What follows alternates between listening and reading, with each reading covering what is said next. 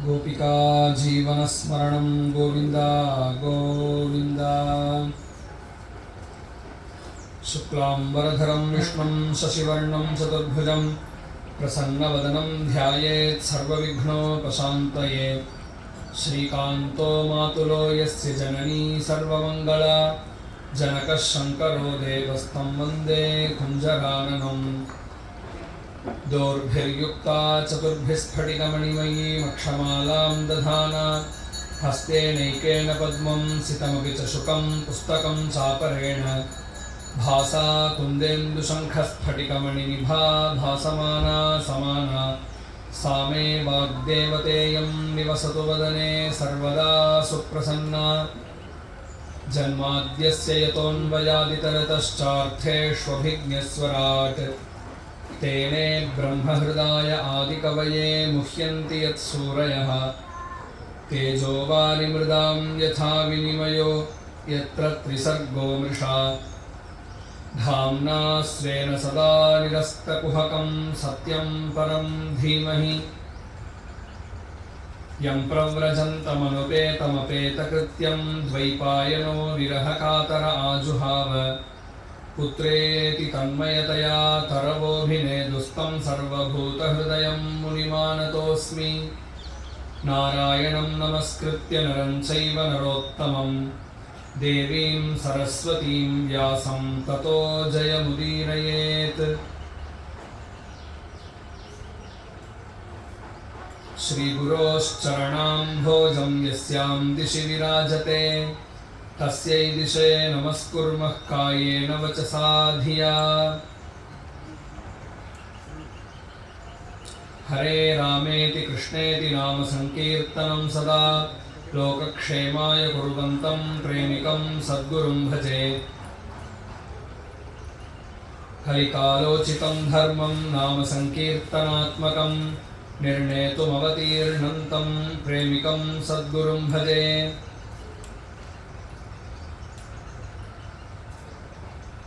नाम संकीर्तनं यस्य सर्वपापप्रणाशनं प्रणामो दुःखशमनस्तन्नमामि हरिं परं। गोपिका जीवनस्मरणं गोविन्दा गोविन्दा।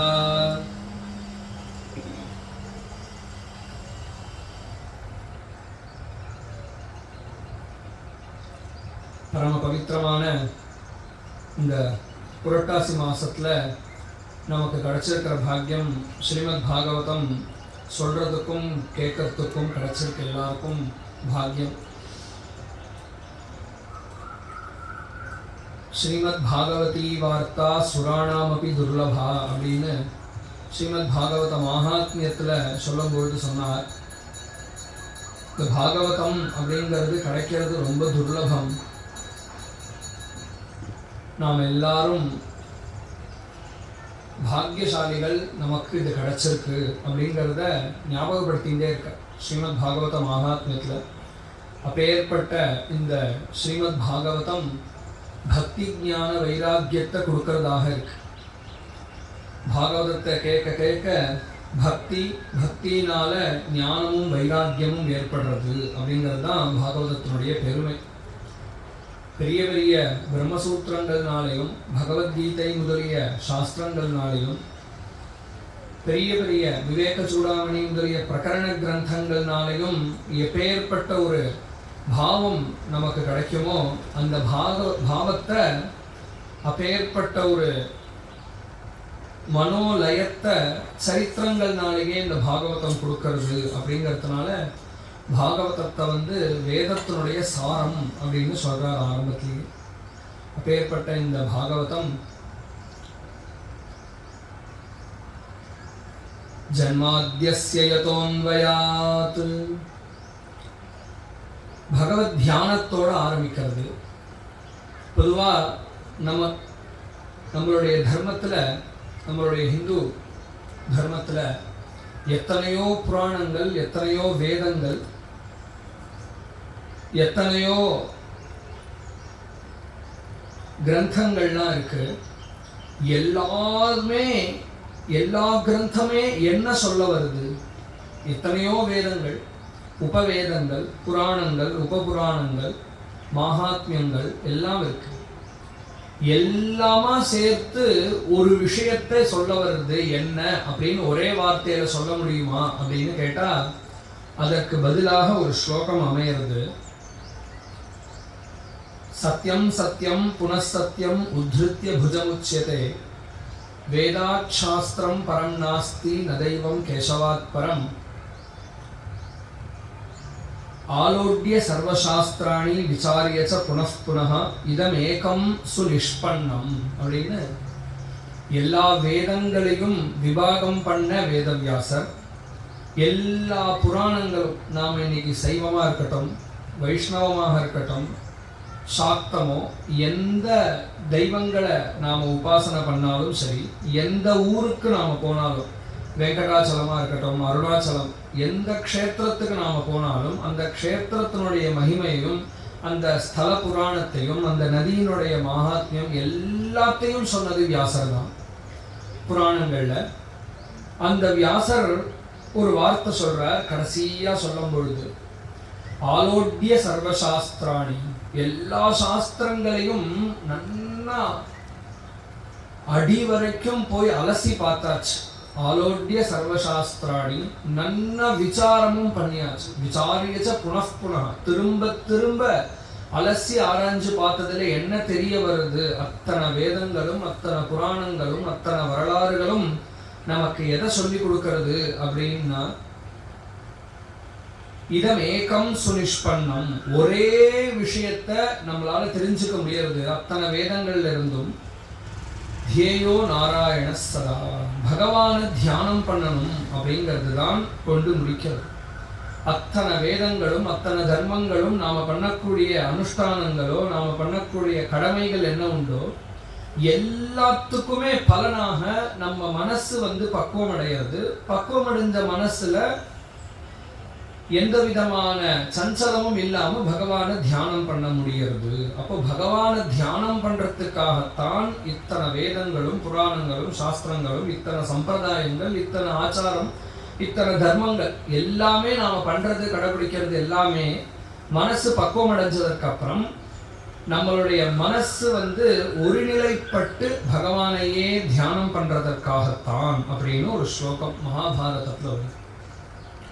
அந்த அப்பேற்பட்ட தியானம்தான் எல்லாத்துக்கும் சாரம் அப்படிங்கிறதுனால ஸ்ரீமத் பாகவதமே தியானத்திலிருந்து ஆரம்பிக்கிறது. சத்யம் பரம் தீமஹி அப்படின்னு நாங்கள் எல்லோரும் ஒன்று சேர்ந்து, ஒன்று கூடி பரம்பொருளான சத்தியத்தை, சத்தியஸ்வரூபனான பரம்பொருளை தியானம் செய்கிறோம். சத்யம் பரம் தீமஹின்னு முதல் ஸ்லோகம் இப்படிதான் தியானத்திலிருந்து தான் ஆரம்பிக்கிறது ஸ்ரீமத் பாகவதம். அந்த பரம்பொருள்னா என்ன? நாம பரம்பொருள்னு சொல்றோமே, அப்படின்னா என்ன அப்படின்னு சொன்னா, ஜன்மாத்யஸ்ய யதோன்வயாத் அப்படின்னு உபனிஷத்துகளும் சரி, வேதங்கள், புராணங்கள் எல்லாமே நமக்கு சொல்றது, இந்த உலகம் எவரிடத்திலிருந்து தோன்றுகிறதோ, எவரால நிலைத்து இருக்கிறதோ, மறுபடியும் எவரிடத்திலேயே லயமாறுதோ அவர்தான் பரம்பொருள் என்று தெரிந்து கொள். யதோவா இமானி பூதானி ஜாயந்தே ஏன ஜாதானி ஜீவந்தி யத் பிரயந்த்யபிசம்விசந்தி அப்படிங்கிற வேதமோ, ஜன்மாத்யஸ்ய யதோன்வயாத் அப்படின்னு சொல்லக்கூடிய புராணங்களோ எல்லாமே என்ன சொல்றதுன்னா, இந்த பரம்பொருள் அப்படின்னா என்னன்னா, இந்த உலகமே அந்த பொருளிடத்திலிருந்தான் உண்டாகும், இருப்பதும் அவருடைய சக்தியினால்தான், லயமானதும் அதே இடத்தில். அப்பேற்பட்ட பொருளை பரம்பொருள் என்று அறிந்து கொள். அது என்னவா இருக்க முடியும்னு ஏகப்பட்ட விசாரங்கள் உபனிஷத்துல, வேதங்கள்ல. அந்த பரம்பொருள் என்ன அப்படின்னு கேட்டா, முதல்ல ஒருத்தர் சொன்னார், அந்த பரம்பொருள் அப்படிங்கிறது அன்னமா தான் இருக்கணும், சாப்பாடு தானோ அந்த பரம்பொருள். ஏன் அப்படின்னா எல்லாரும் சாப்பாடுனால தான் பிறக்கிறா. அப்பா அம்மா ஆகாரம் பண்ணலைன்னா குழந்தை பிறக்க போறது இல்லை. பின்ன ஆகாரத்தினால தான் உயிர் வாழறான். திருப்பியும் ஆகாரத்தினால தான் இவனுக்கு மரணம் வருது. வியாதியோ எதுவா இருந்தாலும் ஆகார கோளாறுனால வரக்கூடியதாகவே இருக்கு. அதனால பிறப்பு, அதே மாதிரி வாழறது, இறப்பு எல்லாமே அன்னத்தினால வரதுனால அன்னம்தான் பரம்பொருளோ அப்படின்னு ஒருவருடைய அபிப்பிராயம். அப்போ ஒரு கேள்வி அதுல வருது, அன்னம்தான் ஜனன மரணத்திற்கும் நாம வாழறதுக்கும் காரணமாகி அன்னம்தான் பரம்பொருள்னு இருந்தா, அப்போ சில பேர் நன்னா சரீரம் தெம்பா இருக்கும் பொழுதே எந்த காரணமும் இல்லாமல் இவர் இன்னார் மரணம் அடைந்ததற்கு எந்த வியாதியோ எதுவுமே காரணம் இல்லாம திடீர்னு பிராணன் போயிடுறது. அப்போ அன்னத்திலிருந்து தான் அவன் உண்டாரான் அப்படின்னு சொன்னாலும் அன்னம் எப்பொழுதும் ஆகாரம் பண்ணிட்டு தான் இருக்கா. திடீர்னு ஒருவன் தோன்றாங்கிறதுக்கு இதுதான் காரணம்னு வியவஸ்திதமா சொல்ல முடியலையே அப்படிங்கிற கேள்விக்கு வரச்சு அதற்கப்புறம் யோசிச்சு அந்த மகரிஷி சொல்றார், ஒருவேளை பிராணனாக இருக்குமோ, நம் மூச்சு காற்று தான் பரம்பொருளா இருக்குமோ. ஏன் அப்படின்னா அப்பா அம்மா வயத்துல இவன் உயிரணுவாக எப்போ உள்ள போய் சேர்ந்தானோ, சேர்ந்ததற்கு அப்புறம் காற்றுனாலதான் இவன் உருண்டையாக லிக்விடா இருந்த அந்த ஒரு தன்மை போய் இவன் கடினமான ஒரு பிண்டமாக ஆனது அப்படிங்கிறது காற்றுனாலதான். அதற்கப்புறம் காற்றுனாலதான் பிறந்தான்னு ஆச்சு. பிறந்ததற்கு அப்புறம் காற்றுனாலதான் இவன் வாழறான். திருப்பியும் அந்த பிராணன் எப்ப போறதோ அப்ப இவனுக்கு மரணம் அப்படிங்கிறதுனால இந்த தத்துவம் பிராணன் தானோ, அந்த பரம்பொருள்ங்கிறது பிராணன் தானோ அப்படின்னு ஒரு விசாரம். அப்படி பிராணன் தான் அந்த தத்துவமாகில் பரம்பொருள்ங்கிறது பிராணன் தான் அப்படின்னு சொன்னா, அடுத்த கேள்வி வருது, எப்பொழுதுமே அம்மா அப்பா மூச்சு சுவாசம் விட்டுண்டு தான் இருக்கா அம்மா, எப்பொழுதுமே பல தடவை உடலுறவு வச்சுண்டாலும் சில சந்தர்ப்பத்துல மட்டும் குழந்தை உண்டாருது அப்படிங்கிறதுக்கு எப்பொழுதும் இருக்கக்கூடிய பிராணன் தான் காரணம்னா எப்பொழுதும் உண்டாகணுமே, திடீர்னு ஒரு தடவை உண்டாருது அப்படிங்கிறச்சே இதை எப்படி காரணமாக எடுத்துக்க முடியும் அப்படிங்கிற கேள்வி வரச்சு. அதே மாதிரி இவன் இந்த சரீரத்துல ஒருவன் மரணம் அடைஞ்சான் அப்படின்னு சொன்னா பக்கத்துல இருக்கிறவன் சுவாசோச்சுவாசம் பிராணனை விட்டுண்டு தான் இருக்கான். இவன் உடம்புல மட்டும் பிராணன் நின்று போறதுக்கு காரணம் என்ன? அப்போ பிராணன் எங்கும் இருந்த பொழுதிலும் திடீர்னு ஒருவனுக்கு பிராணன் வருது, திடீர்னு ஒருவனுக்கு பிராணன் போறதுங்கிறச்சே சரியான காரணமாக இது இருக்கும்னு தெரியலையே அப்படிங்கிற கேள்விக்கு அடுத்தாப்புல யோசிச்சார். மகரிஷி சொன்னார், ஒருவேளை மனசுதான் இந்த பரம்பொருளாக இருக்குமோ. ஏன் அப்படின்னு சொன்னா, நமக்கு பகவத்கீதை முதலிய சாஸ்திரங்கள்லாம் சொல்றது, கடைசி காலத்துல நாம எந்த எண்ணத்தோட நம்ம உயிர் பிரியறதோ அதுவாகவே அடுத்த ஜென்மா நமக்கு கிடைக்கும் அப்படின்னு. அப்போ ஒவ்வொரு ஜீவனும் அவனுடைய தலையெழுத்து, அவனுடைய கர்மாவுக்கு ஏற்ப கடைசி உயிர் பிரிய க்ஷணத்துல ஒரு எண்ணம் அவனுக்கு வருது. வந்தா அடுத்த ஜென்மம் எதை நோக்கி, உதாரணத்திற்கு உயிர் பிரிகிற சமயத்துல ஒருவர் நாம மரணிச்சிட்டோம்னு சொன்னா நம் மனைவி என்ன ஆவாளோ அப்படின்னு யோசிச்சான்னு சொன்னா பெண் சம்பந்தமான எண்ணம் அவருக்கு வந்ததால் அடுத்த ஜென்மா பெண்ணாகும் அப்படிங்கிற சரித்திரங்கள்லாம் பாகவதத்திலேயே இருக்கு. ஜடபரதருடைய உபாக்கியானத்துல கடைசியில நமக்கு அப்புறம் இந்த மான் என்னாகும் அப்படின்னு அவர் நினைச்சார், மானாகவே பிறந்தார் அப்படின்னு. இது பகவத்கீதையிலேயே பகவான் சொல்றார், எம் எம் வாபி ஸ்மரன் பாவம் திஜத்யந்தே கலையவரம் தம் தமேவேதி கௌந்தேய அப்படிங்கிற வாக்கியத்தினால. அப்போ நாம அடுத்த ஜென்மா என்னவாகணுங்கிறதுக்கு காரணம் மனசாக இருக்கும் பொழுது மனசுனாலதான் ஒருவன் பிறக்கிறான் அப்படின்னும், ஒருவன் இருக்கும் பொழுதும் யார நாம இருக்கான்னு சொல்றோம். ஒருவன் எந்த விதமான எண்ணமும் இல்லாமல் அப்படியே கட்ட மாதிரி கிடக்கான், எந்த விதமான அசைவுகள் எதுவுமே இல்லை அப்படின்னு சொன்னா அவனை இருக்கானா போயிட்டானான்னு சந்தேகப்படுறோம்.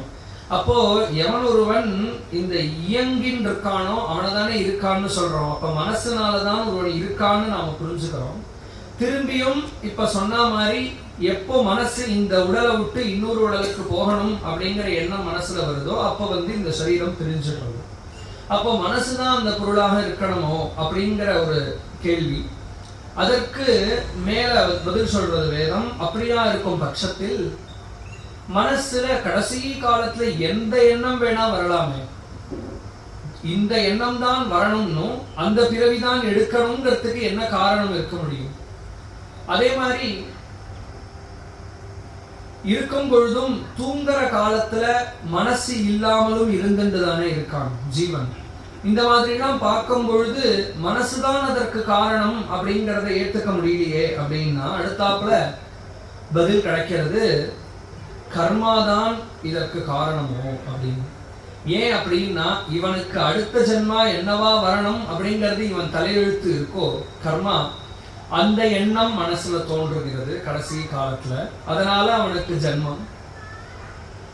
பிறந்தான்னு சொன்னா பிறந்த அன்னிலிருந்து மரணம் பரியந்தம் அவன் சந்திக்கக்கூடிய ஒவ்வொரு நல்லது கெட்டதும் கர்மாவின் அடிப்படையில தான் நடக்கிறது. திருப்பியும் எத்தனை நாளைக்கு கர்மா இருக்கோ அத்தனை நாள் இருக்கான், அப்புறம் மரணம். அப்போ நம்மளுடைய கர்மாக்கள் தான் அந்த பரம்பொருளோ அப்படிங்கிற கேள்வி. அதற்கும் பதில் எத்தனையோ பேர் மேல வேதம் சொல்றது, எத்தனையோ பேர் பல துஷ்ட கர்மாக்களை பண்ணியும் ஆனா நரகத்தை அடையாம முக்தி அடைகிறாளே. கர்மாவின் படி பிறக்கணும் அப்படின்னு சொன்னா அந்த கர்மாவை ஜெயிச்சுட்டு போறவா எத்தனை பேர் இருக்கா பகவத் பக்தாள். அப்போ அந்த கர்மாவையும் ஆட்டி படைக்கக்கூடியவர் ஒருவர் இருக்கார் போல இருக்கே அப்படின்னா இந்த எல்லா கேள்விக்கான பதிலும் அங்கதான் போய் முடிகிறது.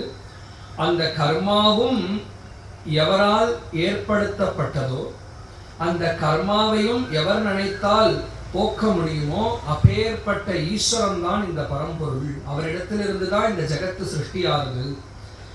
மேலும் இப்படி ஒரு ஊகம் பண்றோம். என்னன்னு கேட்டா, இந்த ஜெகத்து அப்படிங்கிறது ஒரு பொருள் ஆர்கனைஸ்டா இருக்கு அப்படின்னு சொன்னாலே அதை யாராவது ஒருத்தர் ஆர்கனைசர்னு அங்க அதை ஏற்படுத்தினவர் ஒருவர் இருக்கணும் அப்படின்னு ஒரு யூகம்.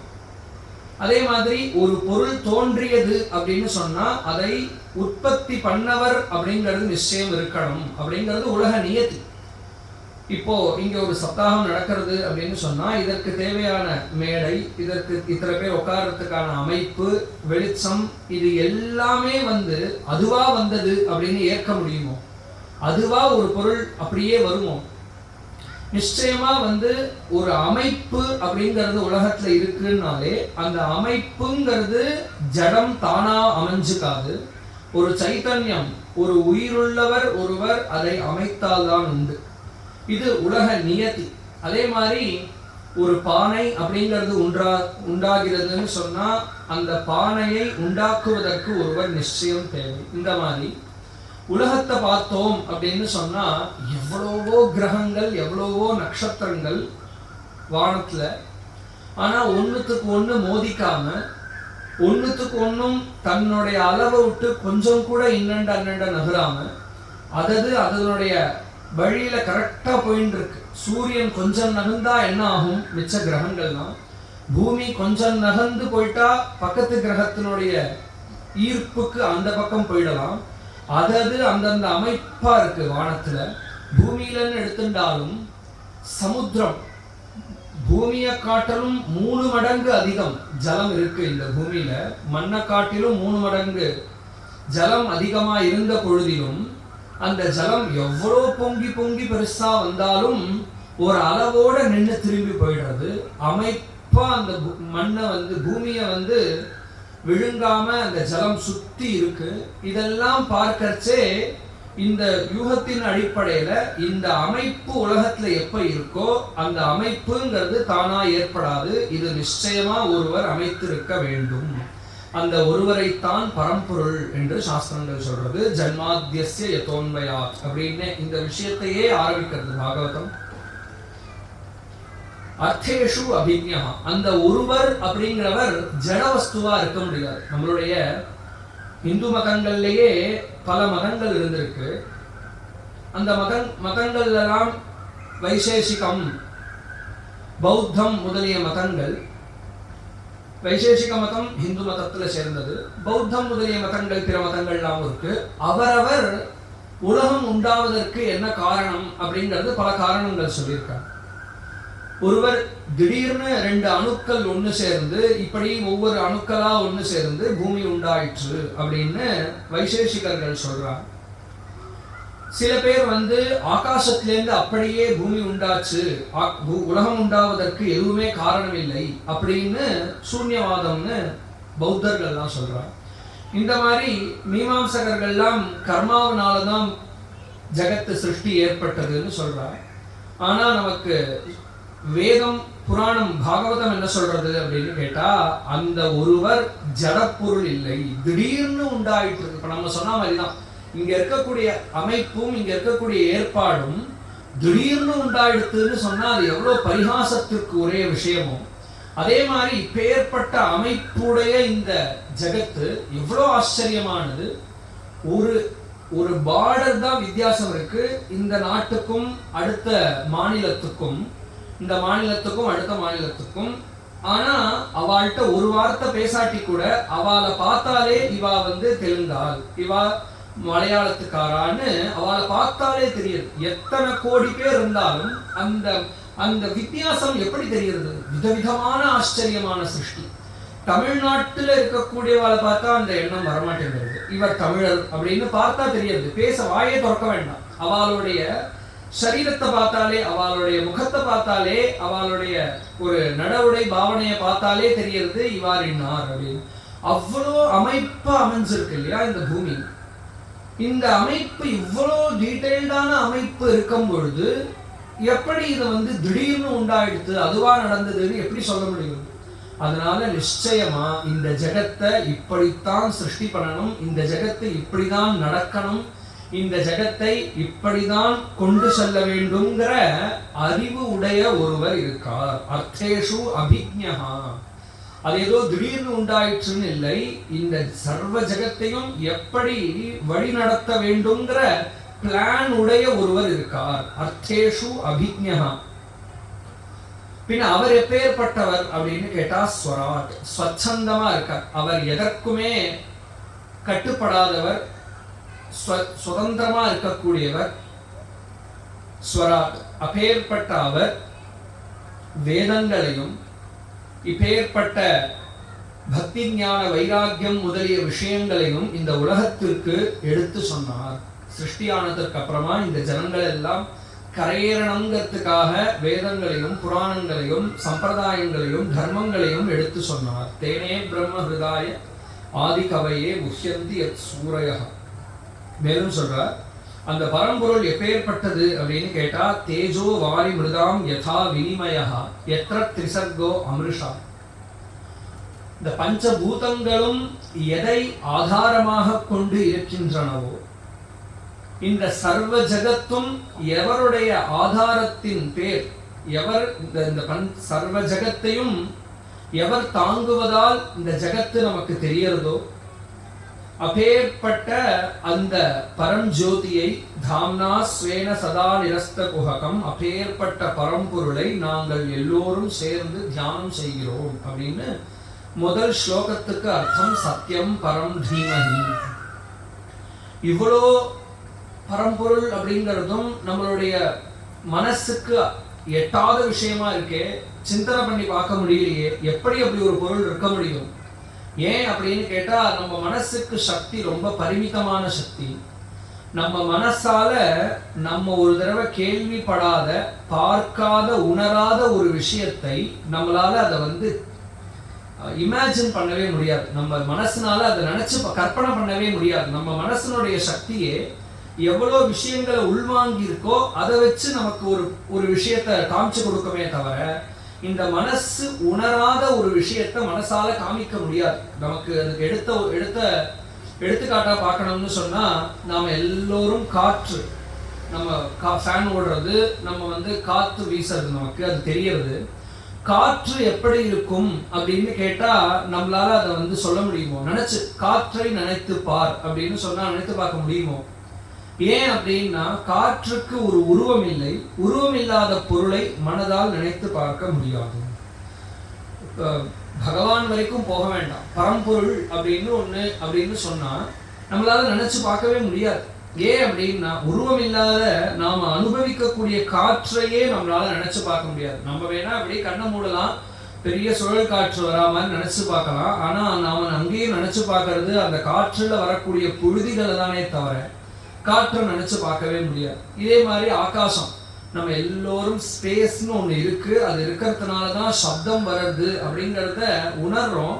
ஆனா அந்த ஆகாசத்தை நினைச்சு பார் அப்படின்னு சொன்னா கண்ணை மூடிட்டு மேகங்களை தான் நினைச்சு பார்க்கிறோம். ஆகாசம்ங்கிறத நினைச்சு பார்க்கவே நம்மளால முடியாது. இவ்வளோ போக வேண்டாம், நான் அந்த பொருளை மனசுக்கு மட்டும் இல்லை வாக்குனாலேயும் அந்த பொருளை எட்ட முடியாது. ஏன் அப்படின்னா எனக்கு பயமா இருக்கு அப்படின்னு நான் சொல்றேன். பயம் எப்படி இருக்கு அப்படின்னு கேட்டா அது பயமா இருக்குன்னு தான் சொல்ல முடியும். எனக்கு பயம் எப்படி இருக்குங்கிறத எப்படி இன்னொருத்தருக்கு சொல்ல முடியும்? வேண்டாம், நான் ஒரு பதார்த்தத்தை சாப்பிட்டேன், ரொம்ப திதிப்பா இருந்தது, அந்த திதிப்பு எப்படி இருந்ததுன்னு அப்படியே சொல்லு பார்ப்போம் அப்படின்னா அந்த பதார்த்தத்தை நீயும் சாப்பிட்டேன்னா அது அப்படி எப்படி இருந்ததுங்கிறத உணர்ந்தேன்னா அதே மாதிரி இருக்குன்னு சொல்லலாமே தவிர நான் வேணா சில உவமைகள் கொடுக்கலாம், இந்த மாதிரி இருக்கும், மாம்பழம் போல இருந்தது அப்படின்னு. ஆனா அது அப்படி சொன்னாலுமே அது ஒரு உவமை தானே தவிர அது எந்த அனுபவமோ அந்த அனுபவத்தை கடத்தவே முடியாது. அப்போ சில பொருள்களை இந்த உலகத்துல நாம அன்றாட அனுபவிக்கக்கூடிய பொருளாகவே இருந்தாலும் அதை நினைத்து பார்க்கவோ அதை வாக்குனால சொல்லிடவோ முடியவே முடியாது. அப்போ மனசுனுடைய சக்திங்கிறது ரொம்ப குறைவானதுங்கிறது இதுல இருந்தே தெரியுது இல்லையா? நாம பார்க்கக்கூடிய விஷயத்தையும் நாம அனுபவிக்கக்கூடிய விஷயத்தையும் எல்லாத்தையுமே கூட நம்மளால நினைச்சு பார்க்க முடியல, அதை சொல்லிட முடியல. நான் பட்ட கஷ்டம் என்னங்கிறத எப்படி நான் இன்னொருத்தர் கடத்த முடியும்? அந்த கஷ்டத்தை அவா ஏற்படும் பொழுதுதான் அது புரியுமே தவிர, அவளுக்கு ஏற்படும் பொழுதுதானே தவிர சுகமோ துக்கமோ எதுவா இருந்தாலும். அப்படி இருக்க பரம்பொருள்னு ஒண்ணு உலகமெங்கும் வியாபிச்சு இருக்கு, ஆகாசம் போல காற்று போலை அப்படின்னு சொன்னா நிச்சயமா அந்த பொருளை தியானம் பண்றது கஷ்டமா இருக்கும். ஆனா தியானம் செய்கிறோம் அப்படின்னு சொன்னா அது எப்படி பண்றது? தியானம் பண்றது கண்ண மூடிண்டா என்ன நினைச்சு பார்க்கறது? மனசுக்கு ஒரு பிடிப்பு இல்லையே அப்படின்னா அதற்கு சொல்றார் சத்யோஹிருத்யவருத்தியதேத்ர கிருதிபி. அதற்காகத்தான் இந்த பாகவதம்னு 2வது ஸ்லோகத்துல சொல்றார். எந்த பரம்பொருள்னு நான் சொன்னேனோ அந்த பரம்பொருள் நாம் எல்லோரும் தியானம் செய்வதற்காக. நல்லா புரிஞ்சுக்கணும், பின்னாடி பாகவதத்துல வருது, ஹனுமார் பாகவதத்துல ஒரு ராமாயணம் வருது, அந்த இடத்துல ஹனுமார் சொல்றார் ராமாவதாரம் எதற்கு அப்படின்னு சொன்னா கிருஷ்ணாவதாரம் எதற்குங்கிற கேள்வி எல்லாம் வருது. அதுல சொல்றார், நாம் எல்லாம் நன்னா புரிஞ்சுக்கணும், ராவணனை வதம் செய்வதற்காக ராமாவதாரம் இல்லை. பின்ன ராமாவதாரம் எதற்குன்னா அவர் நினைச்சாருன்னா அங்க க்ஷீராப்தியில திருப்பார்கடல்ல இருந்திருந்தே ராவணன் ஒழியட்டும்னு நினைச்சாருன்னா அவன் போயிடுவான், சத்திய சங்கல்பன் அவர். ஆனா அவர் ஏன் வரணும் அப்படின்னு சொன்னா ராமர்னு ஒரு அவதாரம் பண்ணலைன்னா நாம எப்படி தியானம் பண்றது? பரம்பொருளாகவே இருந்தா நாம எப்படி தியானம் பண்றது? அல்லது ராமர் அவதாரம் செய்யலைன்னு சொன்னா பித்ருபக்தனா ஒருவன் எப்படி இருக்கணும்ங்கிறத எப்படி தெரிஞ்சுக்கிறது? வேதம் சொல்றது மாத்ருதேவோபவ பித்ருதேவோபவன், அது ஒரு கட்டளையா இருக்கு. ஆனா அது நம்மளால எப்படி முடியும்? அதெல்லாம் சொல்லிடலாம் சுவாமி, இந்த மாதிரி ஒரு சூழ்நிலை வந்ததுன்னா, எனக்கு ஏற்பட்ட ஒரு சூழ்நிலை வந்ததுன்னா தான் தெரியும் அதை பண்றது எவ்வளவு கஷ்டம்னு அப்படி சொல்லிடுவா இல்லையா எல்லாரும்? ராமருக்கு ஏற்பட்ட சூழ்நிலை, அப்பேற்பட்ட சூழ்நிலையிலையும் குருவர்த்தே தியக்தராஜ்யஹான்னு சொல்ல போறார். ராமர் எப்படி இருந்தார்? உலகத்திலேயே ஒருவனுக்கு மனிதனாக இருக்கிற உயிரினங்களுக்குள்ளேயே ரொம்ப ரொம்ப சந்தோஷமா வாழக்கூடியவன் மனிதன் தான். அந்த மனிதன்லயும் ரொம்ப சந்தோஷமா இருக்கிறவன் யாருன்னு கேட்டா தெய்வ அனுகிரகம், பெரியோர்களுடைய ஆசீர்வாதம் அடைந்த, நல்ல சேனாபலமும் உடல் பலமும் கொண்ட, பலிஷ்டனாக இருக்கக்கூடிய, மன வலிமையும் அடைந்த, சர்வ பூமியும் நன்ன செழிப்பா இருக்கக்கூடிய, சர்வ வல்லமையும் படைத்த ஒரு அரசன் உண்டாகில் அவன்தான் மனிதர்களுக்குள்ளேயே சிறந்தவன், சந்தோஷமானவன் சொல்றார். அப்பேற்பட்ட ஒரு சந்தோஷம் நாளைக்கு காலம்பரை கிடைக்க போகுது அப்படின்னு சாயங்காலம் கூப்பிட்டு சொல்றார். பிரசன்னமா சந்தோஷமா சென்றார். காலமே திரும்பி கூப்பிடுறச்சே சீதாதேவி சொல்றா, இங்க உனக்கு இன்னும் பட்டாபிஷேக காரியங்கள் நிறைய இருக்கே, இப்ப அப்பா கூப்பிட்டு அமைச்சிருக்காரே அப்படின்னா ராமர் சொல்றார், பட்டாபிஷேக சம்பந்தமா ஏதோ கட்டளை இருக்கு போல இருக்கு, அதற்காக கூப்பிடுறார். சோ பட்டாபிஷேகம் நடக்க போறதுங்கிற எண்ணத்தோட தான் வந்ததும் அப்பா பேச மாட்டேங்கிறார். அப்பா தலையை தொங்க போட்டு உட்கார்ந்து இருக்கார். கைகேயி அம்மா சொல்றா, உனக்கு பட்டாபிஷேகமும் கிடையாது, இந்த ராஜ்யத்துல தங்கறதுக்கும் உனக்கு உரிமை கிடையாது, காட்டுக்கு போகணும் அப்படிங்கிறார். அந்த எக்ஸ்ட்ரீம்ல இருந்து ஒரு மனிதனுக்கு பூமியில இருக்கக்கூடிய சந்தோஷத்தினுடைய உச்சம் அது. அடுத்த க்ஷணம் என்ன ஆகுது அப்படின்னு கேட்டா, நாம எல்லாம் இன்னைக்கு அனுபவிக்கிறோம். நன்னா மெத்தையில படுத்துண்டு பழகினவனுக்கு தரையில படுக்க முடியல, தூக்கம் வரமாட்டேங்கிறது, முதுகு வலிக்கிறதுங்கிறான்.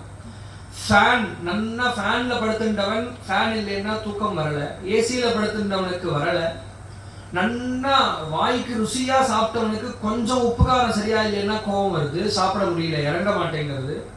ஸோ இவருக்கு என்னாச்சு அப்படின்னா, காட்டுக்கு போகணுங்கிறது மட்டும் கட்டளை இல்லை, காட்டுல போய் முனிவன் போல வாழணும் அப்படின்னு.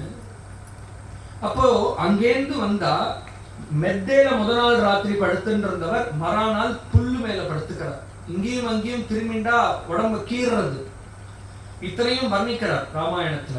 அதே மாதிரி பழங்கள் கூட குஹன் ராமரை பார்க்கும் பொழுது நிறைய பழங்கள் எல்லாம் கொண்டு வந்து தரான், இதெல்லாம் எடுத்துக்கோன்னு. அப்ப சொல்றாரு, இல்லப்பா க்ஷத்ரிய தர்மம், நாங்க கை நீட்டக்கூடாது, என் கை கொடுக்கிற இடத்துல தான் இருக்கணும், நானோ லக்ஷ்மணனோ வேணுங்கிறத கிழங்குகளையும் சரகுகளையும் நாங்களா எடுத்துக்கிறோம், நீ கொடுக்கறது வேண்டாம் அப்படின்னு சொல்றார். அப்போ காஞ்ச சிறகுகளோ பழங்களோ எது கிடைச்சதோ அதை சாப்பிட்றார். அதற்கு முதல் நாள் பஞ்சபக்ஷ பரமான்னம் அது சொல்லும் பொழுது சொல்றார், ஒவ்வொருத்தரும் நான் தான் சமைப்பேன் 100 பேர் போட்டி போடுவாளாம் ராமருக்கு சமைக்க. ராத்திரி சாமரம் போட்டுட்டே இருப்பாளாம், ராத்திரி பூரா பிருத்திய வர்க்கங்கள்லாம். அப்படி இருந்தவர் ஒரு க்ஷணம் கூட ராமாயணத்தை ஃபுல்லா புரட்டி பாருங்கோ, ஒரு தடவை கூட ராமர் இவ்வளோ கஷ்டம் அவ்வளோ சௌக்கியமா இருந்துட்டு இப்படி தரையில படுக்கிறேனே, அப்படி இருந்துட்டு இன்னைக்கு கொசு கடிக்கிறது. ஏன்னா சுந்தரகாண்டத்தை சொல்லும் பொழுது நைவ கீட்டான் ந வசகான் ந தம்சான் ந சரீசிருப்பான்னு சொல்லி பாம்பு தேல் புழு பூச்சி எல்லாம் ராமர் மேல ஏறித்து, அதை கூட ராமர் தட்டி விட மாட்டேங்கிறார் அப்படிங்கிற அளவுக்கு அங்க சொல்றார். சோ ராமர் ஒன்றும் சௌக்கியமா இருந்ததில்லை காஷ்கா. ஆனா அதுல பார்க்க வேண்டிய விஷயம் என்னன்னா, இவ்வளோ பெரிய சுகத்துல இருந்து அப்படியே மறானால் எவ்வளோ கீழே வர முடியுமோ அவ்வளோ கீழே கஷ்டம். ஆனா அந்த ஒரு சந்தர்ப்பத்திலையும் பித்ருவாக்கிய பரிபாலனம் அப்படிங்கிறது. அந்த காட்டுல அம்மா சொல்றா, அப்பா வாக்கு எவ்வளவு முக்கியமோ அவ்வளவு முக்கியம் அம்மாவனுடைய வாக்கு, நான் சொல்றேன் நீ வந்துடு அப்படின்னு கௌசல்யா சொல்றா. வசிஷ்டர் சொல்றார், அப்பா அம்மாவை காட்டிலும் குரு வசதி, நான் சொல்றேன் நீ வந்துடு அப்படின்னு. அவாலையும் சமாதானப்படுத்திட்டு அந்த பித்ருவாக்கிய பரிபாலனம் இதுதான் சொல்றோம். ராமர் அவதாரம் பண்ணலை அப்படின்னு சொன்னா ராவணன் எப்படியும் அழிஞ்சிருப்பான். ஆனா இந்த மாத்ருதேவோபவ பித்ருதேவோபவான்னு சொல்றத எப்படி எடுத்து காட்ட முடியும்? அனுமான் சொல்றார், எந்த ஒரு பகவானுடைய க்ஷண கோபத்துல ஒரு க்ஷணம் மகா கோபம் வந்தது, 3 நாளா நான் பட்னி கிடக்கேன், உபவாசம் இருக்கேன், இந்த சமுத்திர ராஜா எழுந்து வரலையே எனக்கு, அப்போ உடனே சாப்பம் எடு, கோதண்டத்தை எடு, சமுத்திரத்தை வத்தடிக்கிறேன், நாங்க நடந்தே லங்கைக்கு போய்க்கிறோம் அப்படின்னு கத்தரார் லக்ஷ்மணனை பார்த்து. உடனே நெடுநடுங்கி எழுந்து வரான் சமுத்திரராஜன். ஹனுமான் சொல்றார், ஹனுமானுடைய வார்த்தை, எந்த ஒரு பகவான் அந்த இடத்துல சமுத்திரராஜன் வந்தது 3 நாள் உபவாசத்திற்காக இல்லை, ஒரு க்ஷணம் ராமருக்கு இந்த கோபத்தினால. அப்புறம் ராமரே வேற அதை சொல்றார், இந்த மாதிரி ஆட்கள்கிட்டெல்லாம் 3 நாள் நான் வேஸ்ட் பண்ணிட்டேனே, வந்தோடனே கோபம் அடைஞ்சிருந்தேன்னா இந்நேரம் கிளம்பி போயிருக்கலாம். சோ இந்த மாதிரி ஆட்கள்கிட்ட பொறுமை காக்க கூடாதுன்னு ராமரே சொல்றாரு. அப்போ ராமருடைய கோபத்திற்கு சமுத்திரன் காலில் விழுந்தான். அப்பேற்பட்ட பிரபு ஒரு க்ஷணத்துல சர்வ தேவதைகளும் நெடுநெடுங்கி காலில் விழக்கூடிய பிரபாவமுடைய அந்த ராமருக்கு குரங்குகள்னால ஆக வேண்டியது என்ன இருக்கு? இந்த குரங்குகள்லாம் வந்துதான் சீதையை கண்டுபிடிச்சு கொடுக்கணுமா? அப்படிங்கிறச்சே சொல்றார். பின்ன சீதையை காணும்னு இத்தனை பேருடைய உதவியை நாடி கஷ்டப்பட்டு வந்ததுக்கு காரணம் என்னன்னு சொன்னா, இந்த உலகத்துல எப்பேற்பட்டவனாக இருந்தாலும் ஒருவரிடத்தில் அதிகமான பிரியத்தை வச்சுட்டா என்னென்ன கஷ்டங்கள் நேரும் அப்படிங்கிறத காட்டுறதுக்காகத்தான் ராமர் சஞ்சாரம் பண்ணார்னு ஹனுமாருடைய வாக்கியம். அப்போ அப்பேற்பட்ட பிரபு அதே மாதிரி கிருஷ்ணாவதாரம்னு ஒண்ணு நடக்கல அப்படின்னு சொன்னா, சங்கல்ப மாத்திரத்தினால இந்த கம்சாதிகள்லாம் ஒழிஞ்சிருந்தா நாம எங்க கிருஷ்ணலீலையை அனுபவிக்கிறது? அப்போ இத்தனை அவதாரங்களும் எதற்காக அப்படின்னு கேட்டா, பகவான நாம வழிபடுறதுக்காகத்தான், நாம பக்தியோட நாம தியானம் பண்றதுக்காகத்தான். அந்த பரம்பொருள் தான் சிவன், அந்த பரம்பொருள் தான் விஷ்ணு, எல்லாம் அவர்தான். ஆனா இவ்வளவு ரூபம் எடுத்துக்கொள்வது எதற்காகன்னு கேட்டா, சில பேருக்கு இதுலயே பாக்குறோம், வைஷ்ணவாலேயே ராமரை தான் இஷ்ட தெய்வம், கிருஷ்ணரை அவ அவ்வளவு கொண்டாடுறது இல்லை, ராமர் தான் எனக்குங்கிற. இப்ப நம்மளே கிருஷ்ணாவதாரம்னு எடுத்துட்டோம்னா பார்த்தசாரதி தான் எனக்கு ரொம்ப பிடிக்கும், சில பேருக்கு கோவர்தன கிரிதாரி தான் ரொம்ப பிடிக்கும். ஸோ ஒரு அவதாரத்திலையும் ஒரு இன்சிடென்ட் தான் சில பேரை கவர்றது, எல்லாரையும் ஒரே அவதாரம் கவர்றது இல்லை. அப்போ சில பேருக்கு சிவனை போல இருக்கக்கூடிய தெய்வத்தினிடத்துல பக்தி, சில பேருக்கு பிள்ளையார் போல, அதாவது அவரவர் ஒவ்வொரு அவதாரத்துல ஒவ்வொரு லீலை பகவான் செய்யறார். அந்த லீலையினால ஒவ்வொரு விதமான மக்கள் ஈர்க்கப்படுறா. ஏதோ ஒரு விதத்துல, ஏதோ ஒரு அவதாரத்துல, ஏதோ ஒரு ரூபத்துல, முருகனாக வரும்பொழுதோ அல்லது பிள்ளையாராக வரும்போதோ, எந்த ஒரு ரூபத்துல நமக்கு மனசுக்கு ஈர்ப்பு ஏற்பட்டாலும் அது பாக்கியம். அதற்காகத்தான் அத்தனை அவதாரங்கள், அத்தனை விதவிதமான ரூபங்கள். அப்போ இந்த பாகவதம் அப்படிங்கிறதே பரம்பொருள்னு நீ தியானம் பண்ண முடியலையேன்னு கவலைப்படாத. அந்த பரம்பொருள் ரூபம் எடுத்துக்கொண்டு அவதாரம் செய்து இங்க நம்ம போலவே இருக்கு அப்படிங்கிறத காமிச்சு கொடுக்கறதுக்காகத்தான் பாகவதம் அப்படின்னு சொல்ற. அப்பேற்பட்ட இந்த பாகவதத்தை படிக்க படிக்க, ஸ்ரீமத் பாகவதே மகாமுனி கிருத்தே, மகாமுனிவரான வியாசர் எழுதிய இந்த பாகவதத்தை கேட்கும் பொழுது சத்யோஹிருத்யவருத்தியது, என்னைக்கோ ஒரு நாள் நமக்கு அந்த தியானம் கை கூடுங்கிறது கிடையாது. பிரகலாத சரித்திரம் சொல்லும் பொழுதே நரசிம்மர் மனசுல வரார். கிருஷ்ணாவதாரம் கேட்கும் பொழுதே அந்த குழந்தை தவழறதை நம்மளால இமேஜின் பண்ண முடியாது. அப்போ சத்யா, அடுத்த க்ஷணமே, எந்த பரம்பொருளை தியானம் செய்ய முடியல, அதெல்லாம் அசாத்தியம்னு சொல்லிட்டு இருந்தையோ, அந்த பொருளை அடுத்த க்ஷணமே தியானம் செய்வதற்கு சுலபமாக இந்த பாகவதம் நமக்கு சொல்லிக் கொடுக்கிறது அப்படின்னு சொல்ற. அப்பேற்பட்ட பாகவதம் நைமிஷாரண்ய க்ஷேத்திரம்னு சொல்லக்கூடிய க்ஷேத்திரத்துல மகர்ஷிகள் எல்லாம் ஒன்று கூடி சத்ரயாகம் பண்ணிட்டு இருந்தார்.